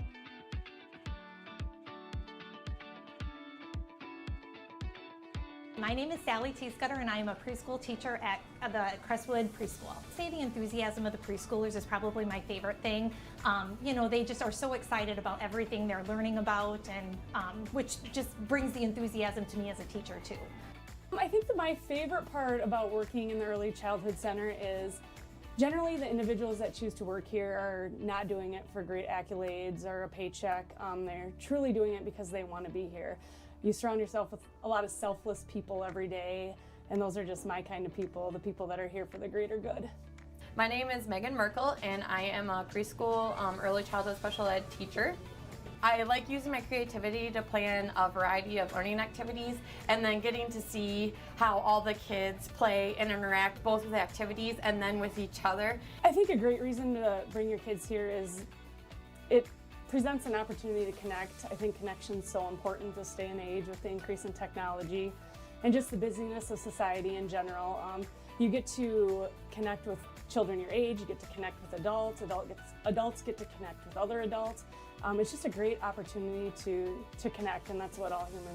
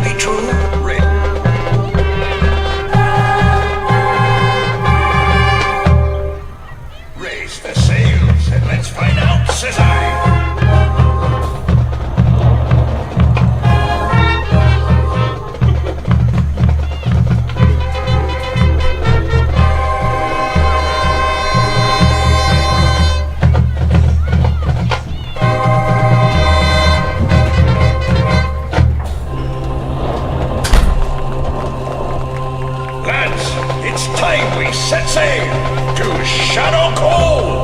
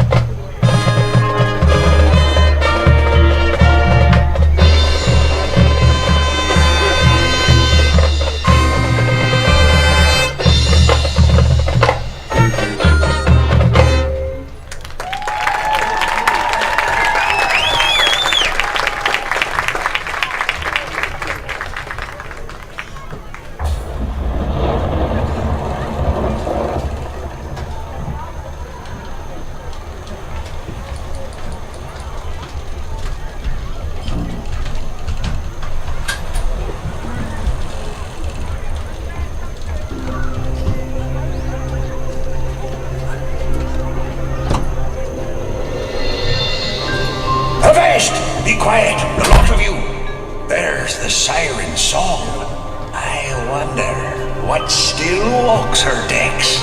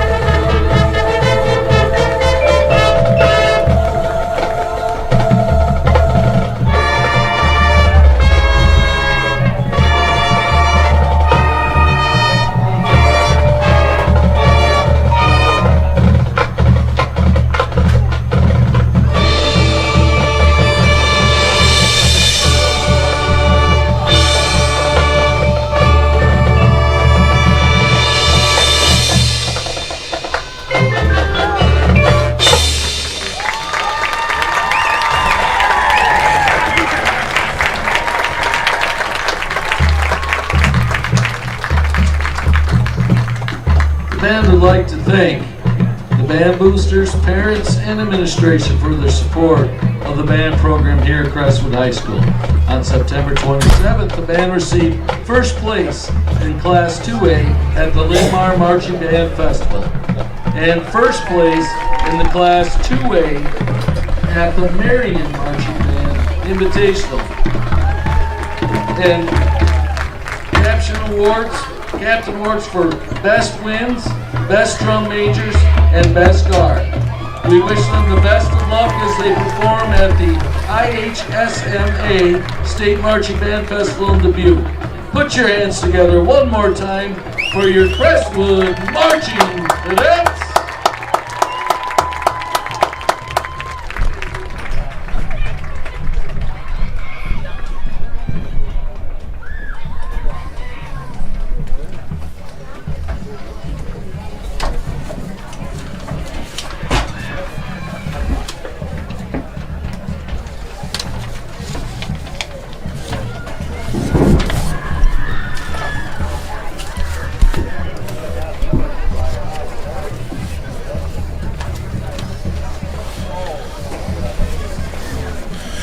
All right, welcome back to the first half game recap here, where we're about 6 minutes away from kickoff here for the second half. First half game recap, first quarter, Quinn Street had a 25-yard touchdown run. Extra point was no good. 6:55 left in the first quarter. Osage 6, Crestwood nothing. Second quarter, Alex Logan got on the board for the Cadets with a 5-yard touchdown run. Tied it up. Extra point was no good. Tied it up 6-all with 11:18 left in the second quarter. Second quarter got really exciting when Mason Reagan had a 42-yard pickoff interception. 82. 82. Put the respect on that guy's name. Yep, 82-yard touchdown pickoff interception. Mason Reagan, the big dog, took it home from 82 yards out. Extra point was good. Crowd was rocking with 2:10 left right before halftime. Crest at the time was ahead 13-6. But guess what? 4-yard touchdown run with 44 seconds left before halftime by Quinn Street. Extra point was good. And we're all tied up at halftime right now. Crestwood 13, Osage 13. What a half. That was, you know what? The Cadets did what they had to do to stay in this ball game. Did a nice job getting the lead there. You got to have plays like that if you want to beat a team that's ultimately, beat a ranked team. Ranked higher than you got to make plays like that. The Cadets did a great job. They're making plays. They have to continue this in the second half. Keep this momentum up. Big time players step up at big time times during big time games. So Mason Reagan so far the star for the Cadets. Once again, Osage 13, Crestwood 13 at the half. Let's go right to Cadet Trivia. Kraft, what do we got here on the board tonight? So we'll start with this one. Kind of a lob out there. I think it's going to go relatively easy, but 2013, the Cadets played Osage here, and I believe they got the win. I forgot to write that part down, but I believe they got the win here. A big part of that game was a running back who had 21 carries for 103 yards and 1 touchdown. And we'll look for both players, actually. And there was another running back, 16 carries for 94 yards and 2 touchdowns, as the Cadets rushed for 314 yards total. Anybody give me those 2 running backs? 2013. Running backs 2013? 13, yep. All right, start firing the answers at us, and let's see who can guess a trivia question of the night. We got another trivia question yet this evening? I got one more here if we get through this. Otherwise, we'll go back to where to go. I lost my Well, let's start with this one, then we'll kind of work our way around the wheel here. This is where we go around the sports world here, and we kind of like to talk a little sports talk. And we're going to just jump right to our current alumni that are playing college football. We're going to go to Carter Johnson College. 6'2", 205-pound senior linebacker. Last week they won 37-10 over Buena Vista University. Their record is 2-1 in the conference, an overall record of 3-2 on the season. And Carter Johnson, the Cohawks, will travel to Simpson tomorrow, where game time is set for 1 p.m.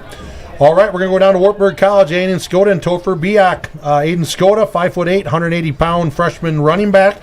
Topher Biak, 5'9", 174-pound junior D-back. Last week, Wartburg defeated Luther College down in Decorah 36-3. Record of 3-0 in the conference and an overall record of 5-0 on the season. Tomorrow, Wartburg hosts the University of Dubuque in Waverly, Iowa. Game time is set for their homecoming for 1:30 p.m. Let's go to Mr. Zach Meemert down at UNI. Zach is 6'5", 265-pound redshirt sophomore. He's a tight end. He transitioned from the defensive line last season to play tight end this season. Last week, UNI lost to North Dakota 35-7. This week, UNI travels to South Dakota State in Brookings, South Dakota. Game time is set for 2 p.m. and is televised on ESPN Plus, or tune in to listen to it live on the Panther Sports Radio Network. UNI has a record of 0-1 in the conference, and overall record of 2-3 on the season. Next up is Ethan Casper, Luther College. 6'2", 210-pound freshman tight end. Last week, Luther lost to Wartburg 36-3 down in Decorah. Record of 0-3 in the conference and an overall record of 0-5 on the season. Tomorrow, Luther travels to Buena Vista University in Storm Lake, Iowa. Game time is set for 1 p.m. Up next, Brock Voina. Brock is playing at Upper Iowa University down in Fayette. 5'11", 215-pound freshman linebacker. Last week, Upper Iowa beat Missouri S&T 36-26. Record of 2-0 in the conference and an overall record of 4-1 on the season. Tomorrow, Upper Iowa travels to Truman State in Kirksville, Missouri.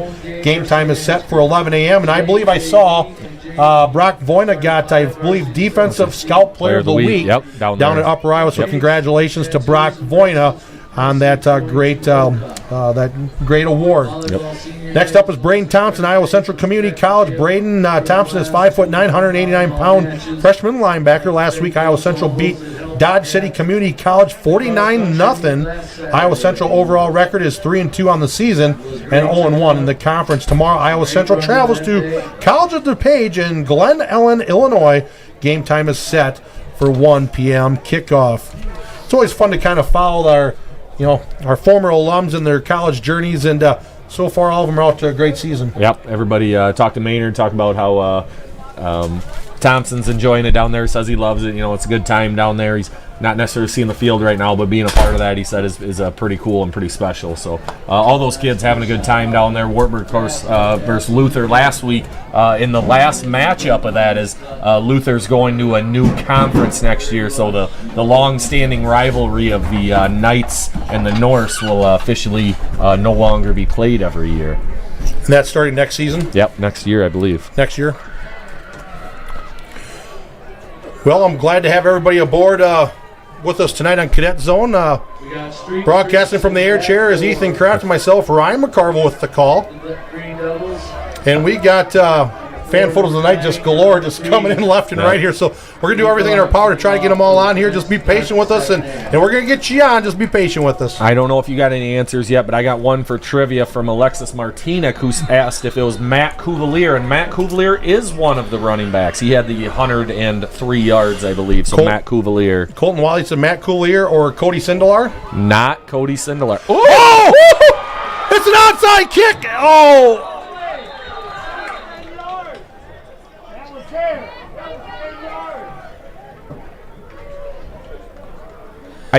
Hopefully they're throwing the flag. I don't think you can return it. This should be cadet ball, but I don't think you can return it. The official thought that I just heard him out loud. He said the ball has to drop, but I don't think it does as long as it goes 10 yards. Why would it have to drop? Correct.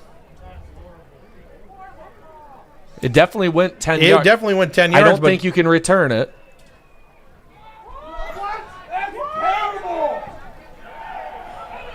Yeah, he said you can't catch in the air, but unless they change that rule.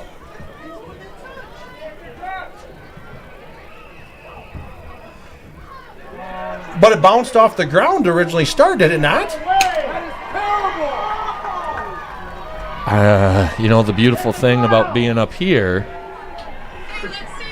not that one. It's we can rewatch it. Yeah. I'm going to scroll that back here. I was talking about Coach Denner has to give us a heads up if we're going to do an onside kick. That's caught us off guard for starters. Somebody knock on the door when they walk by so we can be ready for that. They caught us off guard. Sorry for the little silence on the air here. We're just trying to figure out what the heck exactly happened. But regardless, it's 1st and 10. Osage football at the 46-yard line. Trips receivers left. And Street out of the shotgun. Now they're going to hand it off to Brock Trees. Trees goes left side. Going to be tackled by a host of cadets. Pickup of about 2 on the play. Brings up 2nd down and about 8. 2nd and 7. Ooh. And it's going to bring up 2nd down and 8. Ball's going to be set at the 44-yard line. Colton Wiley just texted me. He says, is it Brady Bergen or Tyler Thomas? Neither of those guys. Levi Henry? It is Levi Henry. It is Levi Henry. Colton Wiley, you are correct. Levi Henry is the answer, along with Matt Cuvalier.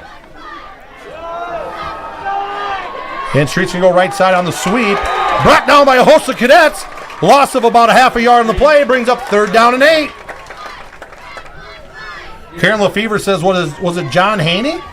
It was Which not. It wasn't John, obviously, John. but we got that's a great both guess, though, answers Karen. here. Thank you for sending that in this evening on Cadet Zone. I'm just watching this play back here to see what. And it's going to be 3rd down and 8. Ball set at the 44-yard line. Quad receiver is left coming. Street's going to probably go out the shotgun. Now he's going to roll to his left under pressure. And Curtin's after him.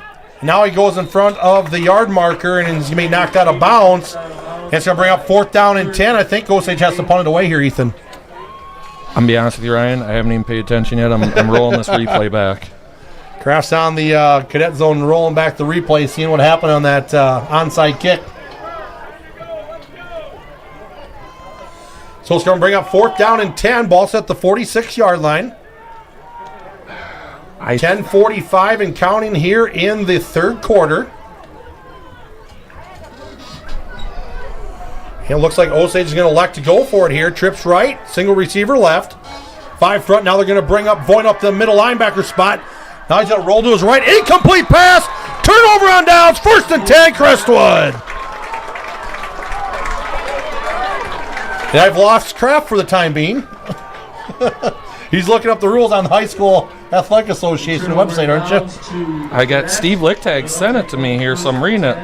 Once it crosses the line, nothing to do with it in the air. I don't see it. To me, it does look like Marr kind of scooped it up over there. It's very hard to tell on the replay if he kicked the top of it and it went up that high. If he did, that was a heck of a kick. I was rolling it back here, and I think he just scooped it up in the air, but the rules do not say anything about the ball having to hit the ground. Regardless, we got the ball back, 1st and 10. Lone goes on the shotgun, and he rolls to his left. Kind of gets bent over the top of another Cadet player there. And it's going to be no gain on the play. Matter of fact, loss of 1 brings up 2nd down and about 11. All right, so this guy I'll trust. T-Nibes got back to me. Ball has to touch the ground before you can legally recover it. Changed about 5 years ago. And like I said, so I don't think with the way Marr kicked it, I don't think he kicked it down into the ground and it came up. I think he literally scooped it up and put it over there. So anyways, we're moving on here. We got the ball. It was just a curiosity if that's the case, thing. Hey, great call by the officials. Yep. 2nd down and 11. Ball set at the 45-yard line. Here we go. 10:02 and counting in the 3rd quarter. Hand off to Lovano. Lovano cuts outside, and he's going to be tackled from behind. Maybe a gain of 1 on the play. Brings up 3rd down and long for Crestwood. Yeah, so just get myself locked back in here for a second. All right, so O-line here. Got to dig back in here. Got to stop him. I'd like to see Jose put his foot in the ground and actually bounce that thing inside there because it was a little more open, but chasing the sticks here now, 3rd and long. Big conversion here for the Cadets. Trips right. Lovano to the right of Lowe. Now the shotgun. Lowe out of the gun. He's going to air it out. Takes a shot down deep. Nobody home. It's going to be picked off by Osage. He's going to return to the 20, 25. Now he's going to get back, and there's going to be laundry on the field, blocking the back, I believe. Yeah, it's on Osage on Mr. Marr. So that's going to march him back about 10 yards. Ultimately, nothing's really going to be hurt by the time you get the interception, and then the yards we're going to get here for what I believe is going to be a block in the back. We'll move Osage back. But the receivers, we got to keep running here. We have to continue our routes. We can't stop. If we're the deep man, we have to keep running. Don't give up on your route. It's about doing your job. Don't worry about if you think the ball's coming to you or not. You got to continue that route. Are we waving the flag off again? Unsportsmanlike conduct on Osage, actually. So that's going to be a 15-yard penalty. Yep.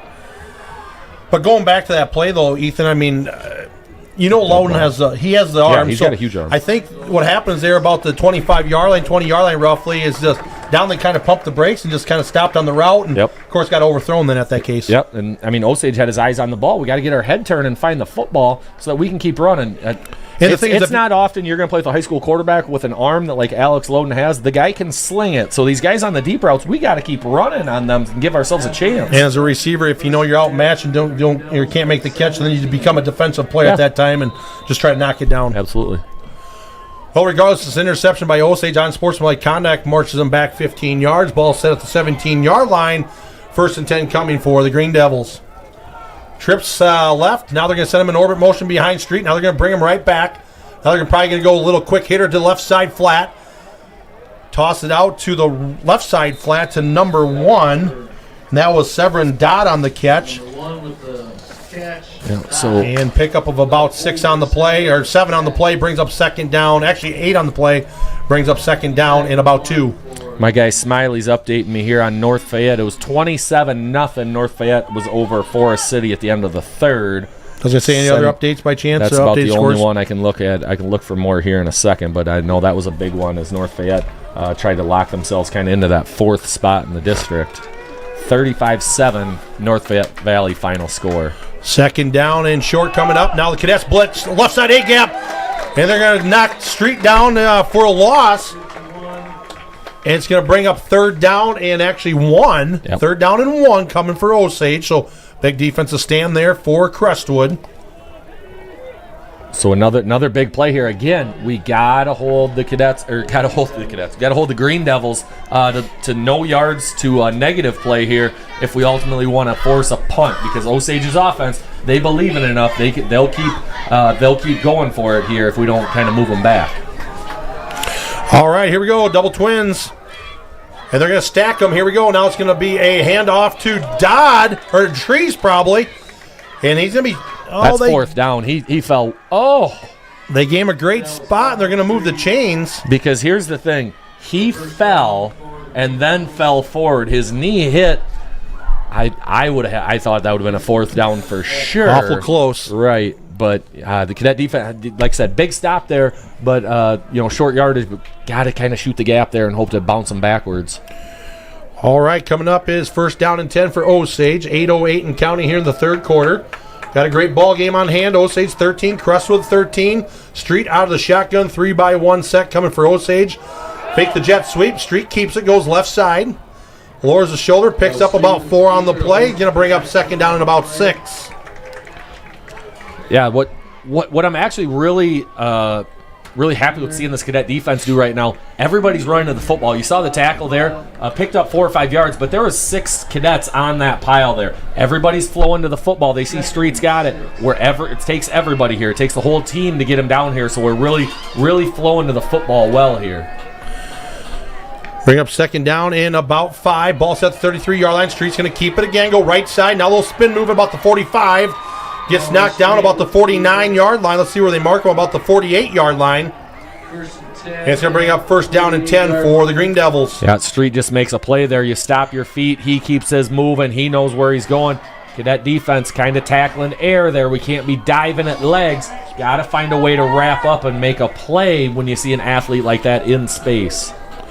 All right, Lacey Greer sent a picture in. We're going to go to a Cadet Zone fan photo night here right after this play, so hold on tight, Greer family. Single receiver left, man in motion. Now they're going to fake the jet sweep, hand off to Brock Trees. Trees goes up the middle for a few, picks up about 3 on the play, brings up third down and 7. And here we go, fan of the night, courtesy of Lacey Greer. Looks like we got the Greer family. Yeah, London and Liam, I think is it, I believe. London and Liam Greer, I believe that's what it is. But she says the boys are whooped, and they're watching in bed. So 2 more future Cadet football players there. Thank you so much, Lacey, for sending that fine fan photo of the night, courtesy of the Greer family. Thank you, and go blue. Back to action here. We got double twins receivers set. Hand off to Brock Trees. Brock goes right side. Now he lowers his shoulder. Gets a few more on the play. Gets knocked down about the 37-yard line. First and 10 coming for Osage.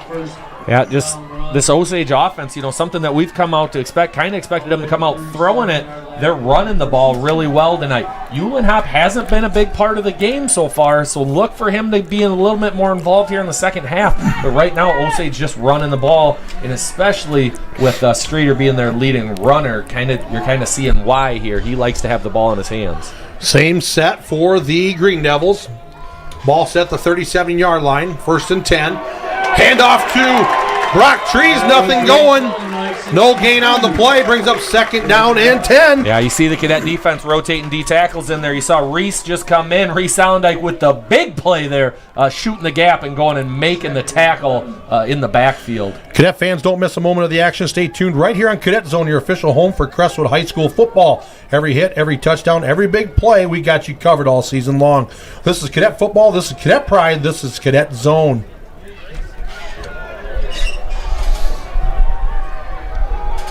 2-by-1 set coming for Osage. 5 front defense for the Cadets. Now Street's going to roll to his left. Quarterback sweep designed. Now he's going to lower it down and pick up. He's going to be close to the first down. Let's see where they mark him, Ethan. He's going to be close to the first down. Let's see if they move the chains. Stopping the clock. Short for Green Devil. And I think they're going to say third down. Third down. So they're going to mark him short. Yeah, just that old kind of quarterback sweep there, the old flag football play. Quarterback sweep right, quarterback sweep left. Getting your athlete in space, let him make plays. Third down and short. Now they're going to hand it off to Brock Trees. Trees is going to lower his shoulder, enough for a first down, right to about the 25-yard line.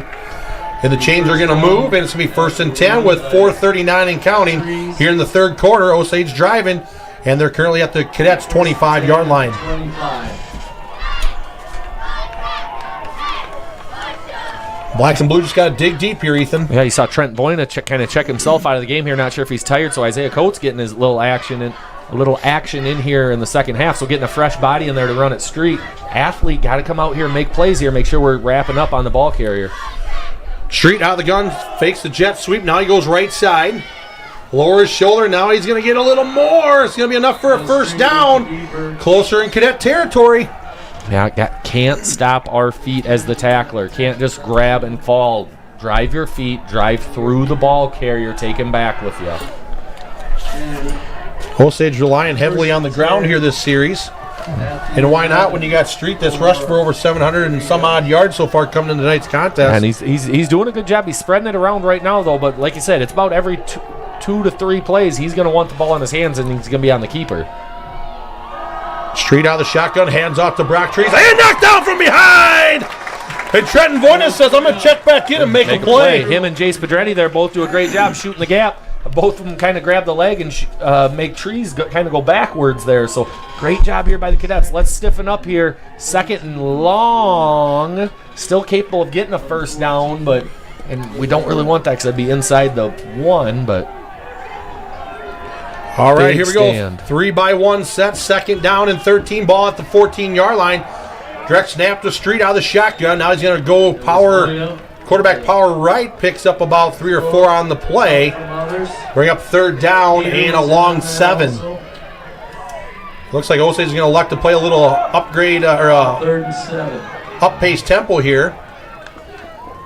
And back to Street out of the shotgun. Now he's going to roll to his right. He's going to lower his shoulder, cut back for the touchdown. And it's going to be a flag on the play, and it looks like it's going to be a holding, Ethan. Yep. Gibson did a nice job there getting himself out wide, going for the tackle there, setting the edge. The lineman kind of got outside of his body, which I don't always agree with it being a holding call, but we'll take this one for the Cadets. The DN throws his hands up, gets him go. Can't get your hands outside of your body, or the ref's going to call that every time. A big Cadet Zone shout-out goes to the incredible Crestwood Marching Band. These talented musicians bring the energy every Friday night from the pregame traditions to their outstanding halftime performances. Thank you for your dedication, your spirit, and for making Friday Night Lights in Cadet Country extra special. They did a great job at halftime on the halftime performance. Back to action, 3rd down and 16. Ball at the 17-yard line, 2:47 and counting. Street out of the shotgun. Now he pump fakes right. Decides to keep it. Rolls up. Not much going. Maybe a pickup of 1 or 2 on the play. Brings up 4th and long. What do you do here, Ethan? 4th and very long. I don't think they have a field goal kicker that can make something like this. So they're in 4-down territory. I think they're in 4-down territory here. Cadets, sit back. Make the tackle in front of you. Everybody, once that ball goes across, everybody's got to flow here. This is a big stop here for the Cadets. Big boys up front just got to get her done. Got to suck it up and play hard. Here we go. 4th down and 13. Ball's at the 14-yard line. Clock's under 2:10 here in the 3rd quarter. Street out of the shotgun. Now he's going to take a shot to the end zone. Has a man open, but incomplete pass. Turnover on downs. Crestwood. Here we go. Big stop there by the Cadets. Did a great job there at the D end. I think Dane Curtin was over on that side. Didn't come aggressively at Street. Sat back, made him make the throw, and it was just out of the reach of the receiver there. And the Cadet defense holds strong. All right. Here we go. Turnover on down. 1st and 10 coming. Hey, we're going to take a fan photo tonight. Look at this. It looks like they're They're working the concession stand there watching Cadet Zone, and that was courtesy sent of Viewcraft. Yeah, CUSB sent that up to me. So Holly Mansky had a photo of her in the newspaper as well. I can't believe she could jump that. And Loden's loose to the 40, 50, 40, 35, 30, 20. Take it home, Alex.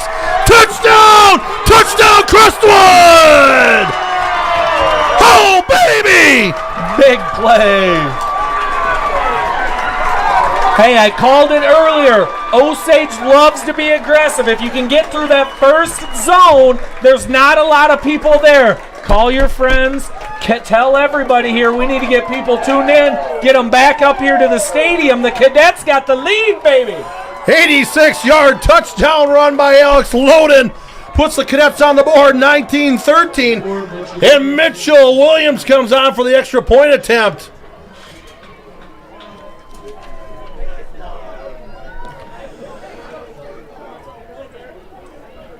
The snap, the hold, the kick, it is up, and it is good! Mitchell Williams through the uprights makes the score 20-13 in favor of Crestwood. We're going to take a 1-minute break. We'll be right back. You're watching Crestwood Cadet Football on Cadet Zone. The Turkey River Pheasants Forever chapter is a nonprofit organization that is dedicated to the conservation of pheasants, quail, and other wildlife through habitat improvements, public awareness, education, and land management policies and programs. Our chapter banquet is held on the last Saturday of March. If you are interested in becoming a member or volunteering with us, please contact Hunter Slifka at 641-220-5649.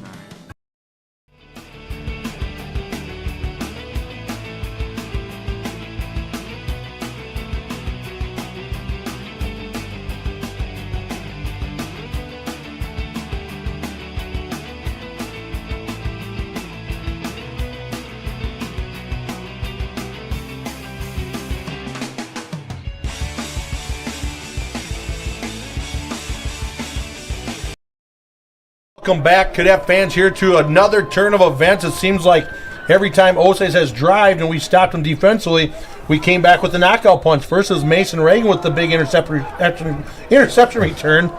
Now it's Alex Loden with the big 86-yard touchdown run. What a game. Yeah, Cadets doing very good. Here's another onside. That did hit the ground. And it's going to be down about the 41-yard line. With the way that thing came off the ground, maybe Mar does have the ability. I don't know. I couldn't see it, but I have got a couple more notifications.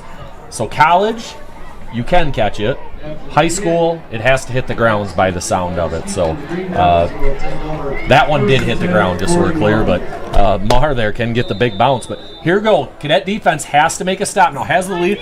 Big extra point to go up 7. Just so that's a crucial play. Hopefully Cadet defense can just keep Osage out of the end zone. Dave Ahern just texted me, says, can we get a replay of that last play? And unfortunately, Dave, it's not in the Cadet Zone budget as of yet. We don't have instant replay, but we'll definitely work on it. So, no, I appreciate that. But what a play there by Alex Loden. I mean, definitely got the crowd on their feet. And I've had about 2 heart attacks this game announcing so far, Crafty. It's been big. Hey, it's nice to see some big plays go the Cadet way, right? We are normally a team that's been having to kind of slowly drive down the field tonight. 2 big plays. Nice to see in a game like this. I see Jenny Teeling's watching live, and we might have to have her go up to the hospital and grab the AED before the night's over. It's going to be handoff to Brock Trees, and not much going. 2 yards on the play, brings up 3rd down and a long 7. But just like any football game here, when you have a high-ranked team versus team that's maybe not as ranked high, my rankings don't mean anything at this point. This is all district play, and we're both undefeated. But it's all about momentum. When you have those big plays, everybody just believes a little more in themselves, and everybody believes that they can make the plays, and so far, everybody's following through.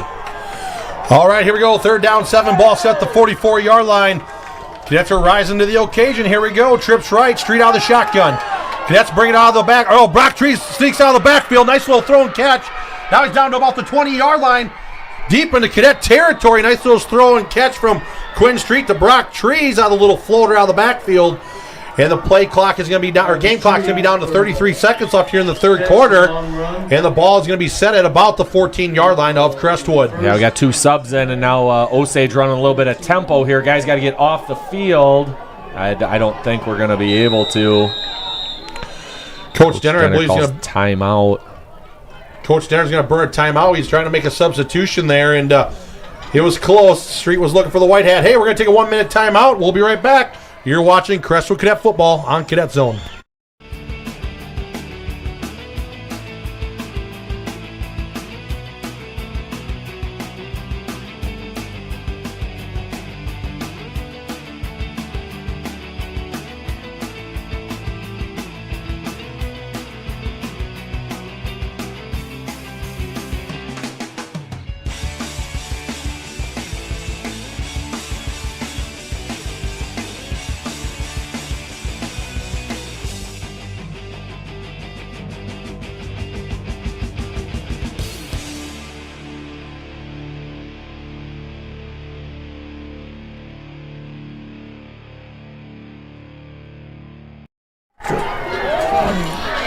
Welcome back, Cadet fans, here to the Blue Oval.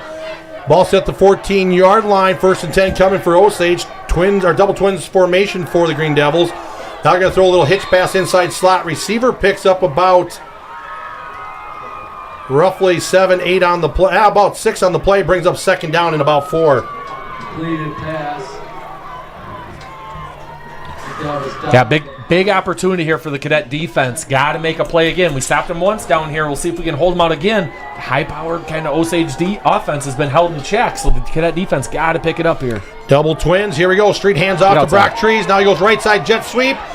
Host of Cadets are there. Knock him out of bounds about the 10-yard line. Good play by Crestwood.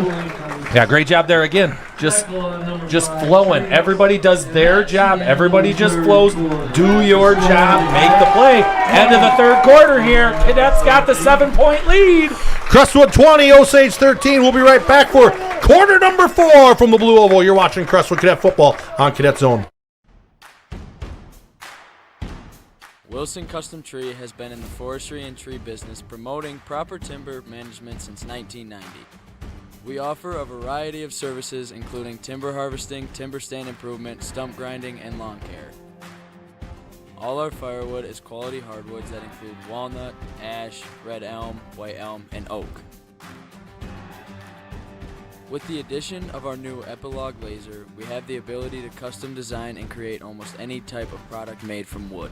We specialize in buying walnut and white oak timber, exporting veneer logs to our long-term customers. Our company guarantees you the best pricing for your logs.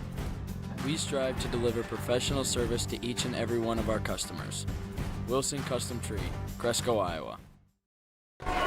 Welcome back, Cadet fans, here to quarter number 4. It's a barn burner. Crestwood 20, Osage 13. Clock's set at 12 minutes, and here we go. We're going to start quarter number 4. Osage is driving deep in Crestwood territory. Double twins formation. Quinn Street launches it to the outside flat. Oh! Over the top of the head of the intended receiver. Almost picked off by Ben Isaacson, but just a little too hot to handle. Hey, with all that excitement, let's fan photo of the night. Here we go, Carter. Bethany Werzer sent this in of Reagan, Nora, and Ava cheering on the Cadets. Check out those little cuties there sitting on the living room floor watching Cadet fans, and we greatly appreciate all your support, and thank you for submitting that fan photo of the night, Bethany. Thank you, and go Blue. All right, here we go. 4th down and 6. The Cadets have been magical on the 4th down set so far. Here we go, 4th and 6. Ball to 11. Street out of the shotgun. Now they're going to hand it off. Double handoff comes back, and he's going to be tackled from behind. Oh, baby! What a stop defensively for the Cadets craft! Yeah, big play. Voina there gets a hand on him. Dane Curtin with the leveling hit there. Big play there, Dane. You said in the pregame the Cadets would have to show up defensively. So far, so good. Let's keep it rolling, black and blue. There we go. Got to have the offense go here now. Hey, let's go to a fan photo of the night. Let's get another one in right now, Carter. We're going to go to Aiden and Olivia Marr. Check out this fine young crew right here, Aiden and Olivia. Looks like they're getting along there in that picture, and they're watching from the living room. Thank you so much, Katie. We greatly appreciate it. Now back to action. All right, shotgun formation. Hands off to Jose. We haven't heard his name in a while. It's going to be hand off to Jose. Maybe a pickup of maybe a half a yard on the play. He's going to bring up Second down and long. Here's my thing. We can't get conservative here, right? And I know we hit the big run last time, but we still got to be able to throw this ball around here now because, one, we want to eat some clock. Two, we need to score this ball, try and put this thing away. But to do that, we got to stay aggressive, sling this thing around like we've been doing here, keep this cadet offense moving and on the field. All right, here we go. Second down and 9. Ball set at the 12-yard line. Loading out the shotgun, trips left formation. Jose Lovano to his right. And Logan's going to lower his shoulder and pick up about probably 3 to 4 on the play. Brings up third down and a 4. And we're going to get another fan for this is courtesy of Lindsay Zahaski.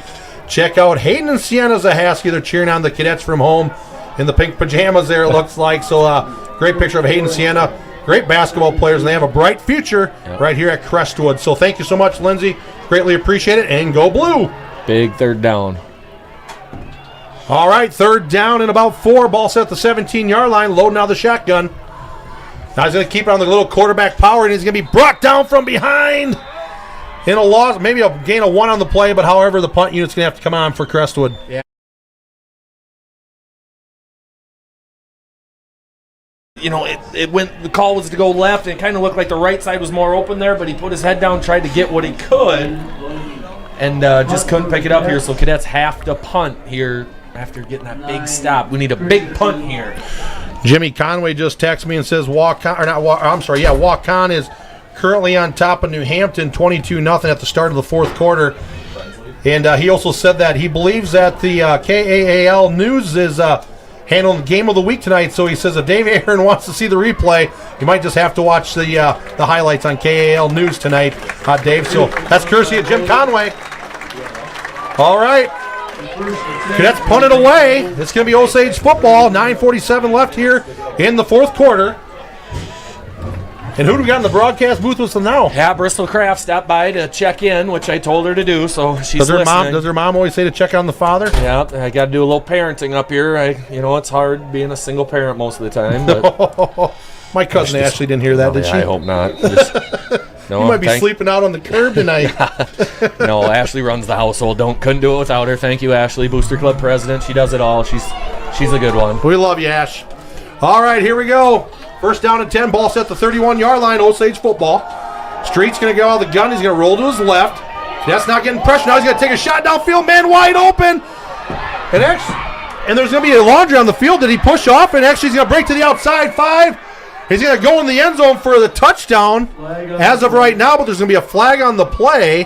With the space he had. I think it's offensive pass interference, Kraft. Pass interference. Defense. Oh. Defensive pass interference.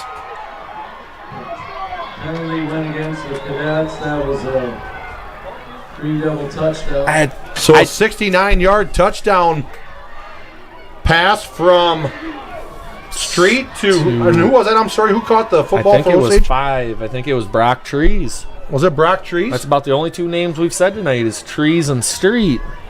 So Brock Trees with the 69-yard touchdown catch from Quinn Street.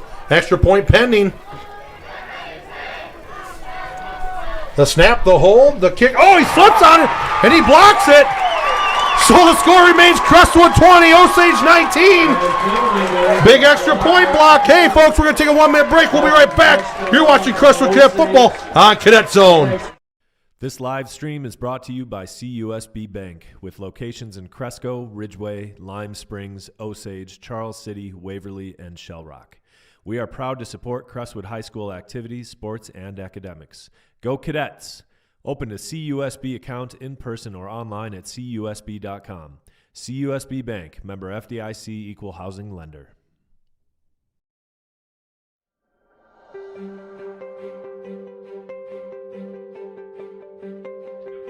Cray Insurance is a family-owned, independent insurance agency serving Northeast Iowa and Southeast Minnesota since 1913.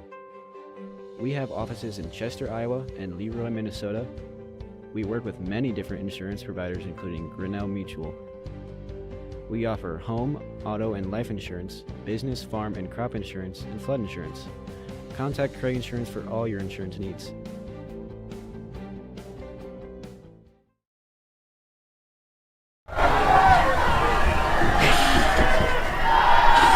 Here's the kick from Osage down to Isaacson at about the 15-yard line. Now he's going to return 20, 25. Cuts back to the 30. Gets back to the 35. Oh, he's still loose. He's going to be knocked out of bounds about the 38-yard line. 1st and 10 coming for Crestwood. Yeah, nice return there by Ben, who's had a little bit of explosiveness for these cadets. Big return there. Kept his feet driving. Does a nice job there. Good job. Isaacson gets the boat out to midfield. Ben, great job there. Now this offense, we need to have a drive here. 1, let's eat some clock. 2, let's score this football. All right, after this, we'll have another fan photo of the night coming up, so stick around. We're going to the Rupert family. All right, here we go. Twins left, single receiver right. Dratina's on the bottom of the screen. Loading out of the shotgun. Dratina in motion. Goes that trip set wide side of the field. Loading out of the shotgun. Goes right side A gap. Picks up about 4 to 5 on the play. Good run by Alex Loden. And here we go. We're going to go fan photo of the night. Let's check this out. Kieran and Rupert right there holding the little one there in front of the TV watching cadet zone. And that photo is sent courtesy of Nicole Rupert, her mother. And we greatly appreciate it. And great looking photo there. And hey, thank you so much. And go Blue!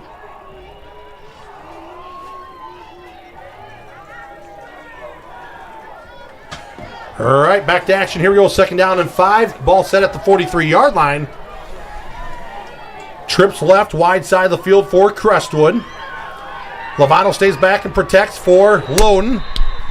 Loden kind of shorthands the throw there to Dratina, and Dratina kind of slipped on the action at the midfield logo. Yep. Brings up 3rd down and 5 still. It's a big 1st down play there. Is exactly what you need to get you to 2nd medium.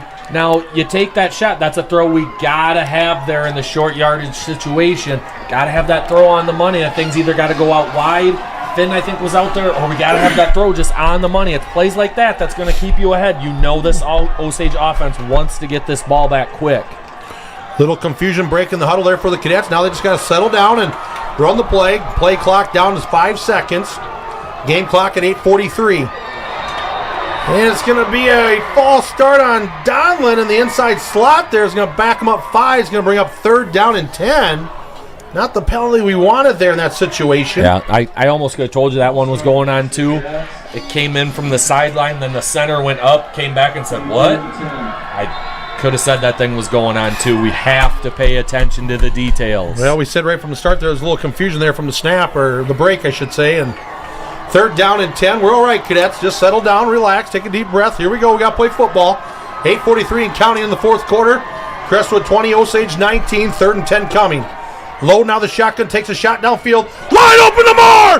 And he breaks it to about the 40-yard line. 1st down, Crestwood! What a calm and poised throw by Alex Loden. Yeah, great job slinging that baby in there. Great job by Marr using his hands to catch that thing, making sure it doesn't bounce off the body. But getting the 1st down. Great play there by Alex. Great job there by Nate Marr.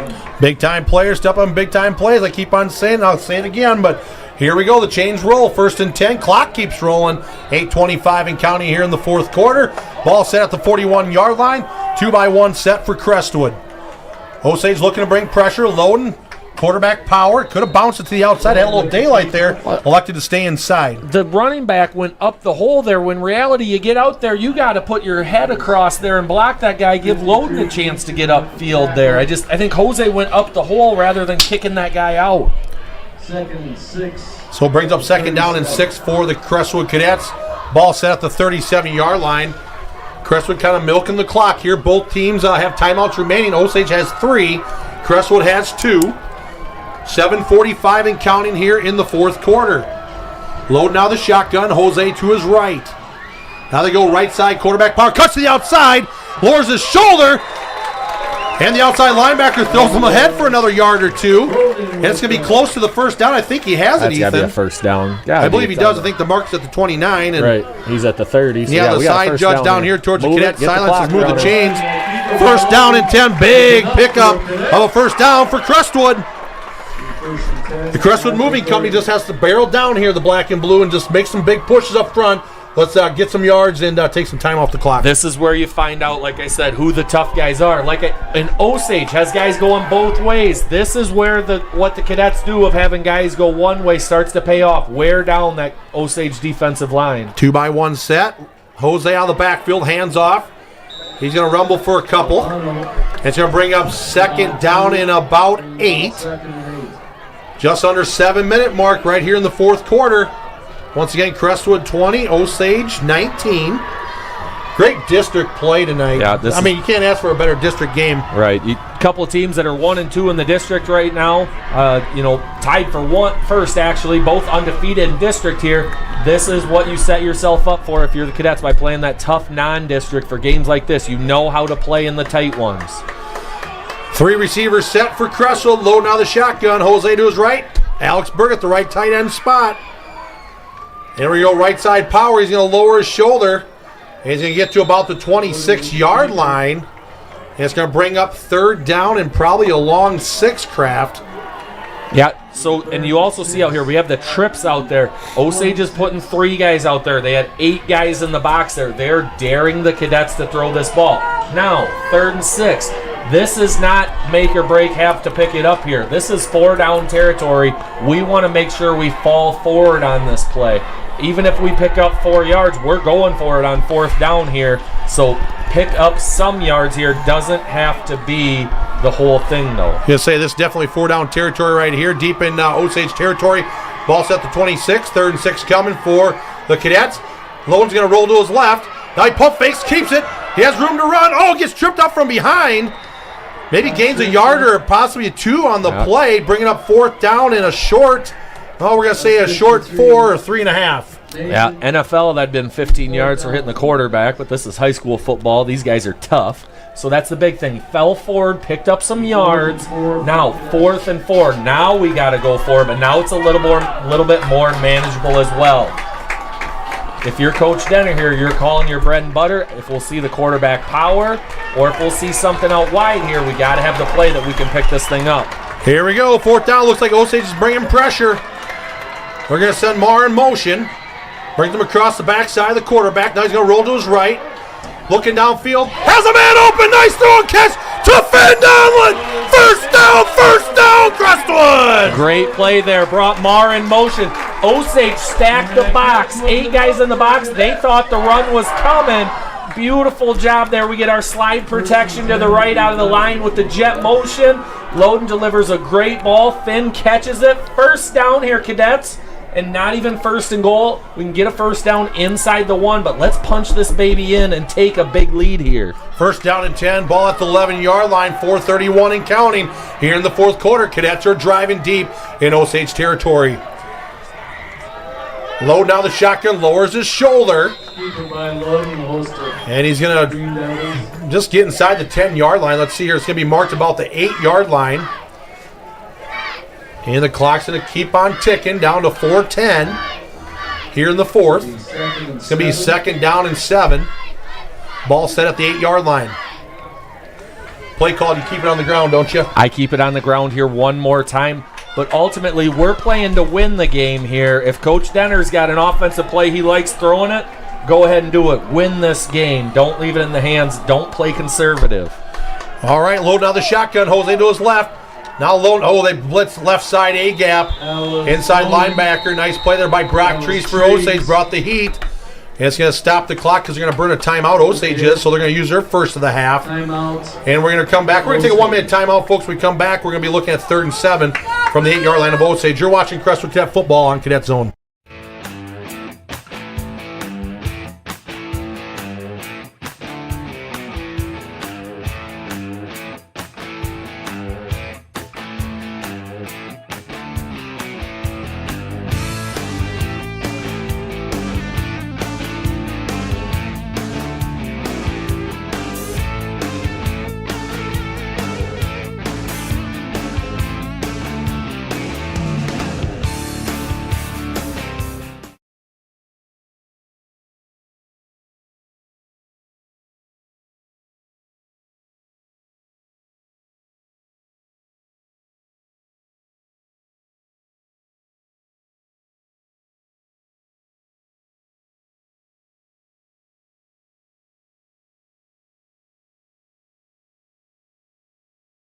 Do we got time to go to Laney Lick Tag?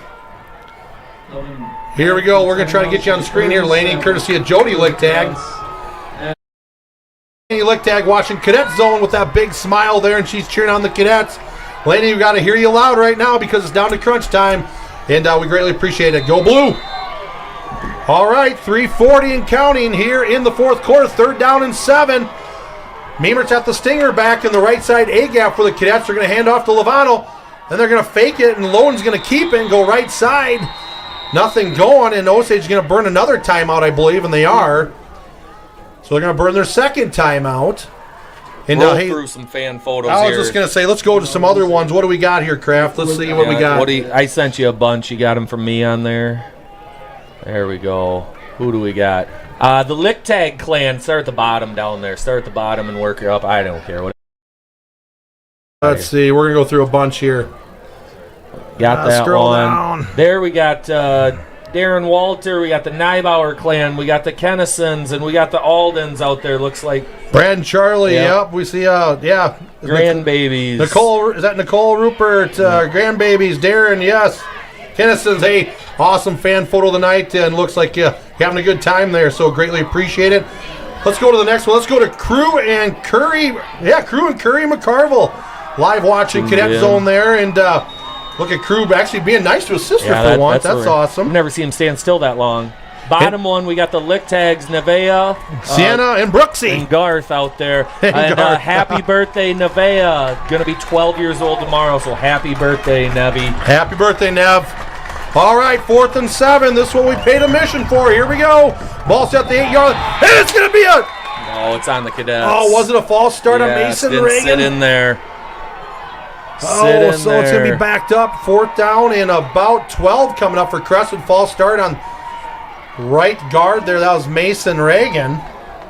Had the big pick there in the second quarter. 4th and 12. We're all right, Crestwood. 3-on-3. This ball's got to get thrown out to the left side here. Let the receivers make a play. Low now the shotgun, looking for a man downfield. Tosses up. Marr goes up. And, incomplete pass. It looked like it's in and out of the hands of Nate Marr there. And Osage player down at the free safety possession in the end zone. Man, Marr had an opportunity, got his hands on it, go high point that thing and bring it in. That's one where memories are made, but good play there by the Osage defender, punching that baby out. So now it's about the Cadet defense. Can they get another stop on this high-powered Osage offense? You can see some Osage kids out here. They're tired. They're working. Quinn Street coming out. Let's look out for Quinn Street, Brock Trees. They've been the two main players today. Let's not let Griffin Eulenhop get into this game either. All right, here we go. Crestwood Cadet fans, here we go. 3:30 and counting the fourth quarter. Quad receivers left. Street out of the shotgun. Now he backs up, and it's going to be a free shot from behind. And a big play! A big play by number 8 for the Cadets. Luck Smith! Off the edge, bringing the corner blitz there, Coach Denner. Great call by Coach Denner, bringing Luck Smith off the edge. And a big sack on the play brings up 2nd down and a country mile. And the ball's going to be set at the 4-yard line of Osage. Same set for Osage. Here they go. Quinn Street out of the shotgun. Now he's in the end zone. Now it looks like he's going to throw a little hitch pass out on the right side flat. It's going to be an incomplete pass. Nibbling's got the ball. Or is it not? Nibbling's got the ball. This is going to be the call of the game. Let's see. Incomplete pass. Nibbling came up with the ball out of the scrum there. Now, that's not a terrible thing here because now let's focus back in. But now it's third and 19 back here. Correct. So I was the just ball going to hit say. the ground. 3rd and 19. Get locked in here, Cadets. Make the play. Big stop here. Got it. 2 more downs here. And the Cadet fans are on their feet. 2:54 and counting here in the fourth quarter. We got a ball game on our hand, folks. Crestwood 20, Osage 19. And here we go. We got trips right for Osage. Quinn Street out of the shotgun. Trees to his left. Now he's pressured from behind. In the end zone, he's going to launch it up. And nobody's home. And it's caught. Caught by Brock Trees. No, I take that back. Caught by number 1 for Osage. Severin Dodd with the big play at midfield, and Isaacson was there, and I thought it was going to be picked. Just knock that baby down. Don't worry about anything else. Just knock the ball down, but it just put a beautiful floating ball. Great throw there by by Street, just floats right into Dodd's arms. Street out of the shotgun. Crestwood bringing pressure. Now he's going to launch it. Has a man downfield again. And defensively, we got lost at the corner position there.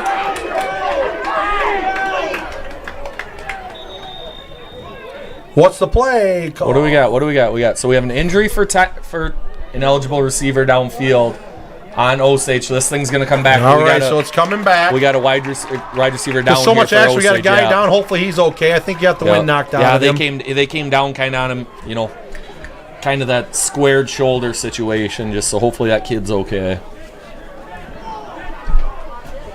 All right, there's going to be an injured player on the field. And I tell you what, we're going to take some fan photos of the night here. And let's go to, who do we got here, Carter? 1 second here. All right, so it looks like we're going to have the camping crew out there. It looks like Chad, Jackson, and Butch are camping out there, probably at Harvest Farms is my guess, and do a little fall camping, and this is sent courtesy of Pam Jackson. Great photo, guys. Greatly appreciate it. Who do we got next on the docket here? All right, we got another one. And, we got a nice little text picture here of the Glaner Combine out in the field. And this text says, area farmers are rooting for the cadets. And, hey, that's an awesome photo, and we greatly appreciate that so much. Go Blue. Next up on the docket is Wyatt and Sylvie Reese. Look at this fine cadet cheering crew out there, probably at the Reese household, and they're cheering on cadet, the cadet football team here, loud and proud from south of Cresco down by Vernon. Thank you, Reese family. Back to action. Here we go. First down and 15. Street out of the shotgun. Trips right. Now he's going to roll his right under pressure. Throws out to the flat to Brock Trees. Make the tackle. And Trees is still rumbling, and he gets up to the original yard marker. So it's going to bring up second down and a long 10. Yep, stay patient here. Clock's ticking. This is good for the cadets. Still second long here. Make sure we're not trying to play hero here. Everybody follow your keys. Do the little things. Street out of the shotgun. Lux comes off the corner. Now they're going to launch it downfield. And he's wide open. And he catches it at about the 7-yard line. And they're picking on our right side corner right now, Kraft. Yeah, they're going after Nibelink over there, making the big play there. He's one-on-one on an island on that side. That's a tough play. God, Lux was half a step away from making he did put the big hit on Street there, but he was half second away from getting him before he threw it. 1:56 and counting here in the fourth quarter. Crestwood 20, Osage 19. Osage in control right now here. They have one timeout left. The cadets have two. Ball set at the 5-yard line of Crestwood. Now they're going to hand it off to Brock Trees. He's going to rumble up forward, and he's going to be in for the score. 5-yard touchdown for Brock Trees. Yep, they just give it to Trees. He does a great job keeping his feet moving here. Now the only benefit of that is we have a minute 36 here. Cadets are going to get the ball back and have a chance to drive down the field. And we have two timeouts. Two timeouts. Osage will go for 2 here to try and go up by 7. So 2-point conversion coming here for the Green Devils.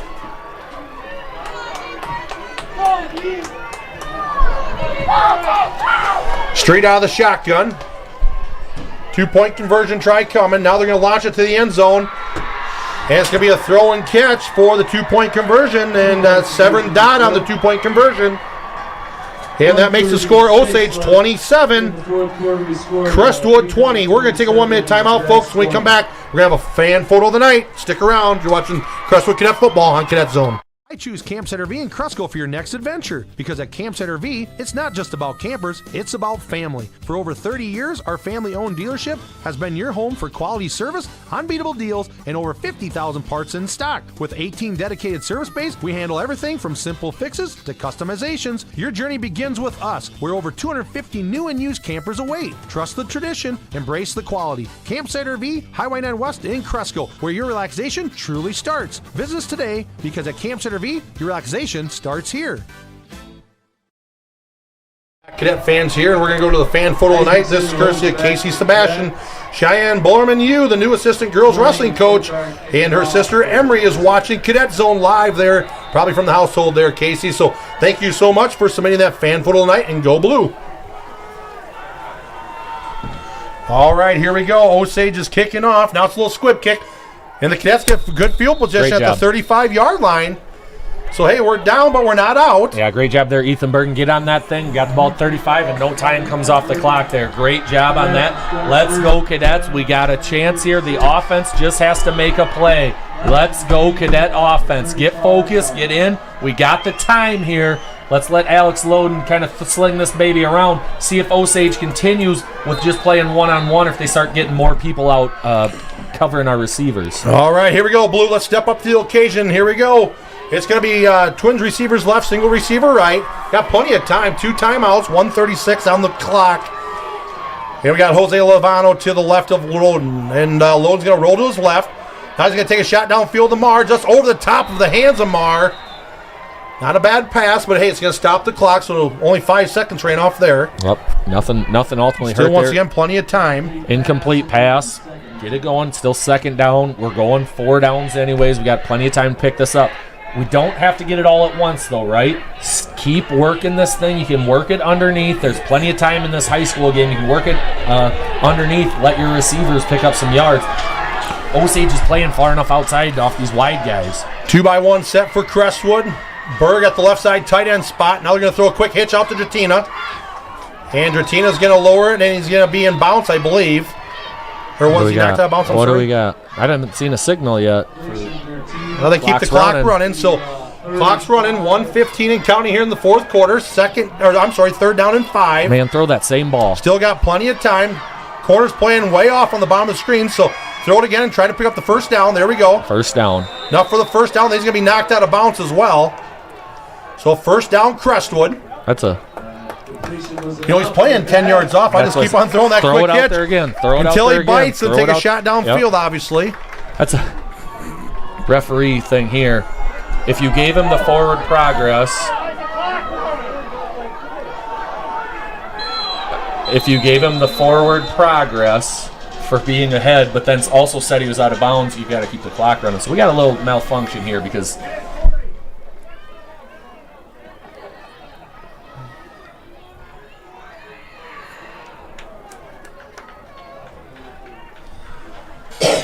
All right, so he was knocked out of bounds, and unfortunately was running, so they're going to set it back to 104. Yep. So first and 10, the clock is stopped. Osage 27, Crestwood 20. Ball at the 40-yard line, 104 left in the fourth quarter, first and 10 for Crestwood. Crestwood with a little momentum here, got plenty of time, 2 timeouts left. Oh. Now they're going to take a shot downfield to Dratina. Oh, this is going to be pass interference. So that's the call the Cadets wanted. So that's going to be another 15 yards. It's going to be down to about the 40-yard line of Osage. So big break for Crestwood. We still got 59 seconds to go here, which is an eternity still with these 2 timeouts for the Cadets. Keep working this thing. We don't have to get it all at once. That's great. So we're going to pick up 15 yards here. Keep working that. We get them to bite on the hitch. We went with the hitch and go. Dirt does a great job of continuing to run. Defender has to just hold on here. Keep working this ball down here. Keep going. I want to give a huge shout out to a big Cadet fan, Al Lopez. He says, awesome job announcing you two. Keep up the good work. Hey, Al, we're glad to have you on every Friday night. You're a proud Crestwood Cadets supporter, and we greatly appreciate everything you do for Howard-Win Schools. Back to action. Here we go. First and 10. Ball set the 40-yard line. Low now the shotgun. Now he's going to roll to his right. Under pressure. Now he's going to throw it out of bounds to stop the clock. He's going to stop the clock, so the clock's going to be stopped with 53 seconds left. We got to hustle back to the line here, back to the huddle here, Dirt. We got to hustle back here. This isn't a timeout.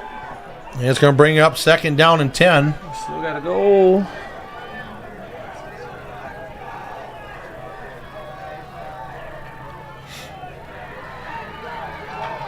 There we go.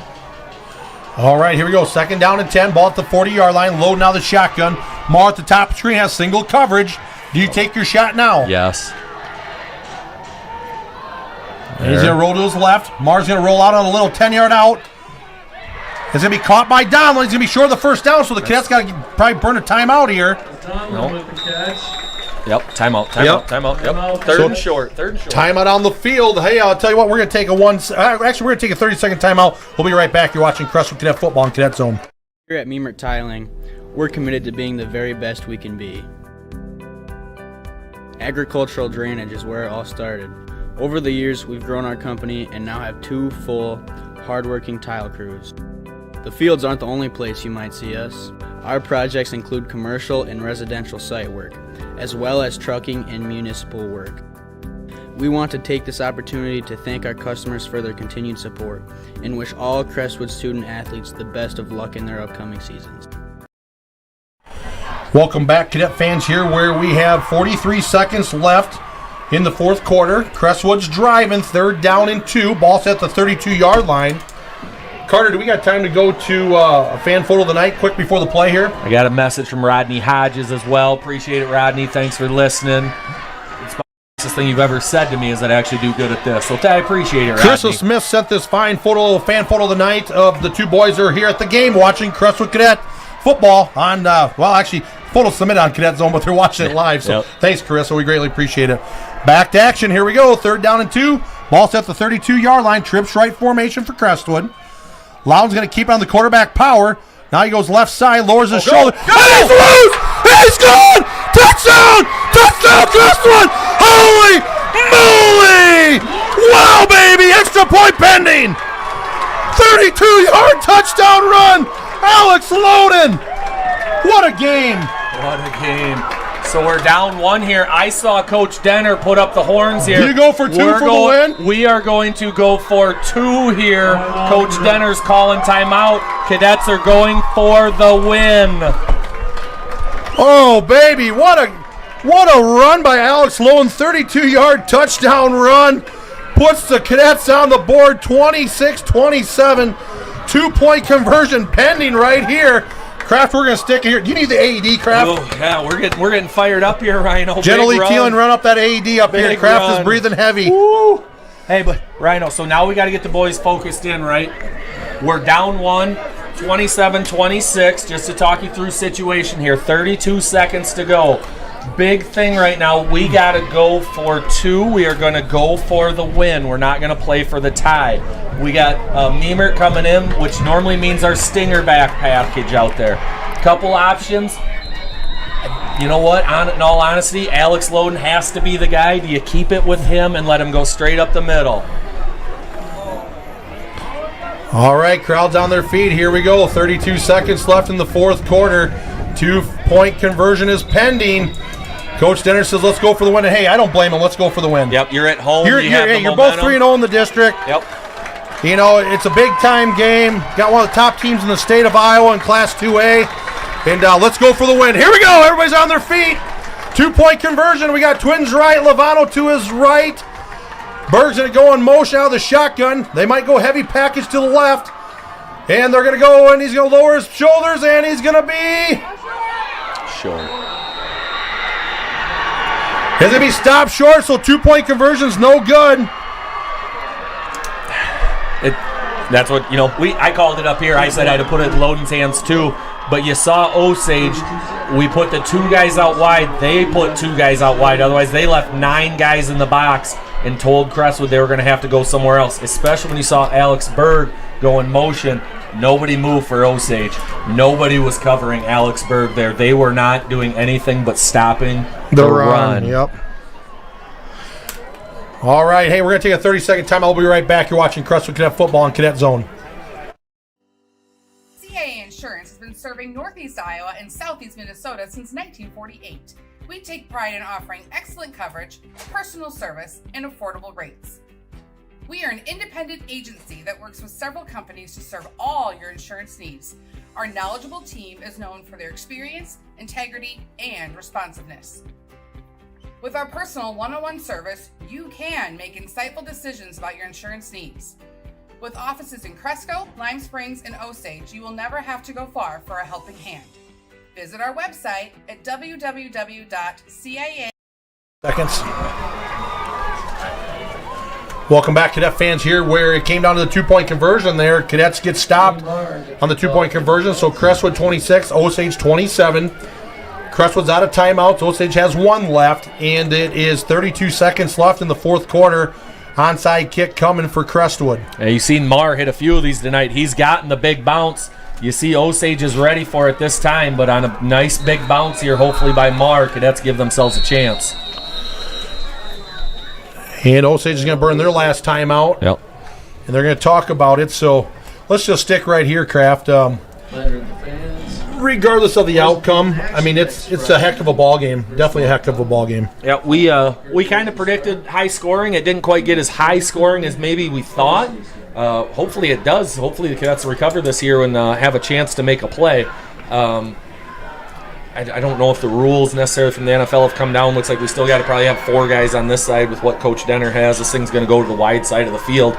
Mars hit a couple big ones here, but the Cadets have played really well tonight. You know, the big playability of New Hampton and Quinn Street and some of his receivers going up and making plays in the one-on-one situations. It's just plays like that you got to make when good teams come into your field that you just have to make in big-time situations if you want a chance. So it comes down to this onside kick here. Ball set to 40. Mars going to try to launch one here. And you got to get everything in your power to try to get that proper bounce and that proper hit just to get the ball back. Here we go. Get it! Oh! That was a good call by the Cadets, though. Very good call. So Isaiah Sorensen lined up on the other side. Isaiah is the other kicker for the Cadets. They brought it to the short side. It goes under the first guy's legs, and the next guy back there for Osage does a great job covering it up. So, Rhino, looks like the Cadets are going to come out on the wrong side of this thing tonight, but, man, what a ball game. What a ball game. You can't doubt the Cadets' effort. I mean, they gave it everything they got, and, I mean, quite frankly, Osage did too, but you know, the Cadets are going to go to 4-3 on the season, 3-1 in the district. But guess what? I mean, the outcome of this game, if we can win next week against Waukon, which if we can play like we did tonight, we got a good shot. Yep. Guess what? We could be facing our friends of the West back in the playoffs. Yeah. You know, I think we want to get those top 2. That gets us a home game right in the first round of the playoffs. But great game here by both teams. Osage played a really heck of a game.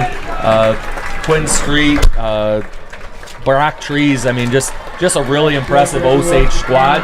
Cadets play really well, hang with them the entire time, but just fall just that little, half yard short, right, just of a half winning yard this game. Short. That's the game of football, Kraft. Yep. All right, here we're just going to stick here for the post-game report, and we're going to go over the post-game here. The scoring, first quarter, it was started with a 25-yard touchdown run by Quinn Street. Extra point was no good. At that point in time, Osage 6, Crestwood 0. Second quarter, we got another score by Alex Loden on the board, 5-yard touchdown run at the 11-18 mark, and extra point was no good. At that point in time, it was 6-6, all tied up at the 11-18 mark. Still in the second quarter, the Cadet fans came to their feet with Mason Reagan. He had a 82-yard pickoff interception for a touchdown, and the extra point was good by Mitchell Williams, and the Cadets took the lead 13-6. Still in the second quarter, 4-yard touchdown run by Quinn Street. Extra point was good, and it was all knotted up and tied up at halftime, 13-all. Third quarter got crazy, 86-yard touchdown run by Alex Loden. Extra point was good by Mitchell Williams. The Cadets took the lead at the 1 minute and 50-second mark, 20-13 over the Green Devils. And in the fourth quarter, Quinn Street had a 69-yard touchdown pass from Quinn Street to Brock Tree. Extra point was no good. And at that point in time, with 9:34 left in the fourth quarter, Crestwood 20 and Osage 19.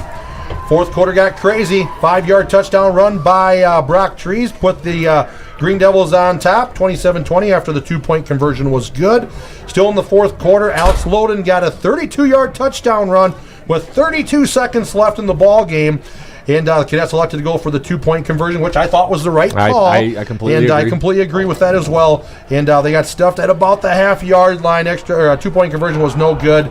And that's where the final score remains Osage 27 and Crestwood 26. What a ball game overall. Yeah. Just great effort by both squads. Great atmosphere. This is what high school sports is all about. Yep. Well played by both teams. Nobody, obviously the Cadets got some things you got to clean up. I'm sure Osage is saying the same thing, but that really is high school football, isn't it? Two pretty evenly matched squads out there getting after it. Cadets did a nice job there containing Quinn Street for the most part. A couple plays got away from us. Coach Denner will, of course, go back, say we got X, Y, and Z to work on, but, some things we got to be proud of too. So, it's a tough loss, but one that'll hopefully make this team better as the season goes on. Well, folks, that's going to be a wrap from Cadet Stadium. Cadet fans, Crestwood fought hard tonight against the talented Osage squad. The final score, Osage 27, Crestwood 26, moving the Cadets' overall record to 4-3 on the season. Next week, the Cadets will take on the Walk-On Indians in the regular season finale. Game time is set for 7:30 p.m. with pregame coverage starting at 7:15. Crafty and Rhino will have the call. And from our Cadet Zone broadcast booth tonight and from our entire production crew here at Cadet Zone, we say, win or lose, one thing remains certain, cadet pride never quits. Stay loud, stay proud, and remember, once a cadet, always a cadet. Until next time, signing off from the air chair is Crafty and Rhino, your home for Crestwood Cadet football. Good night.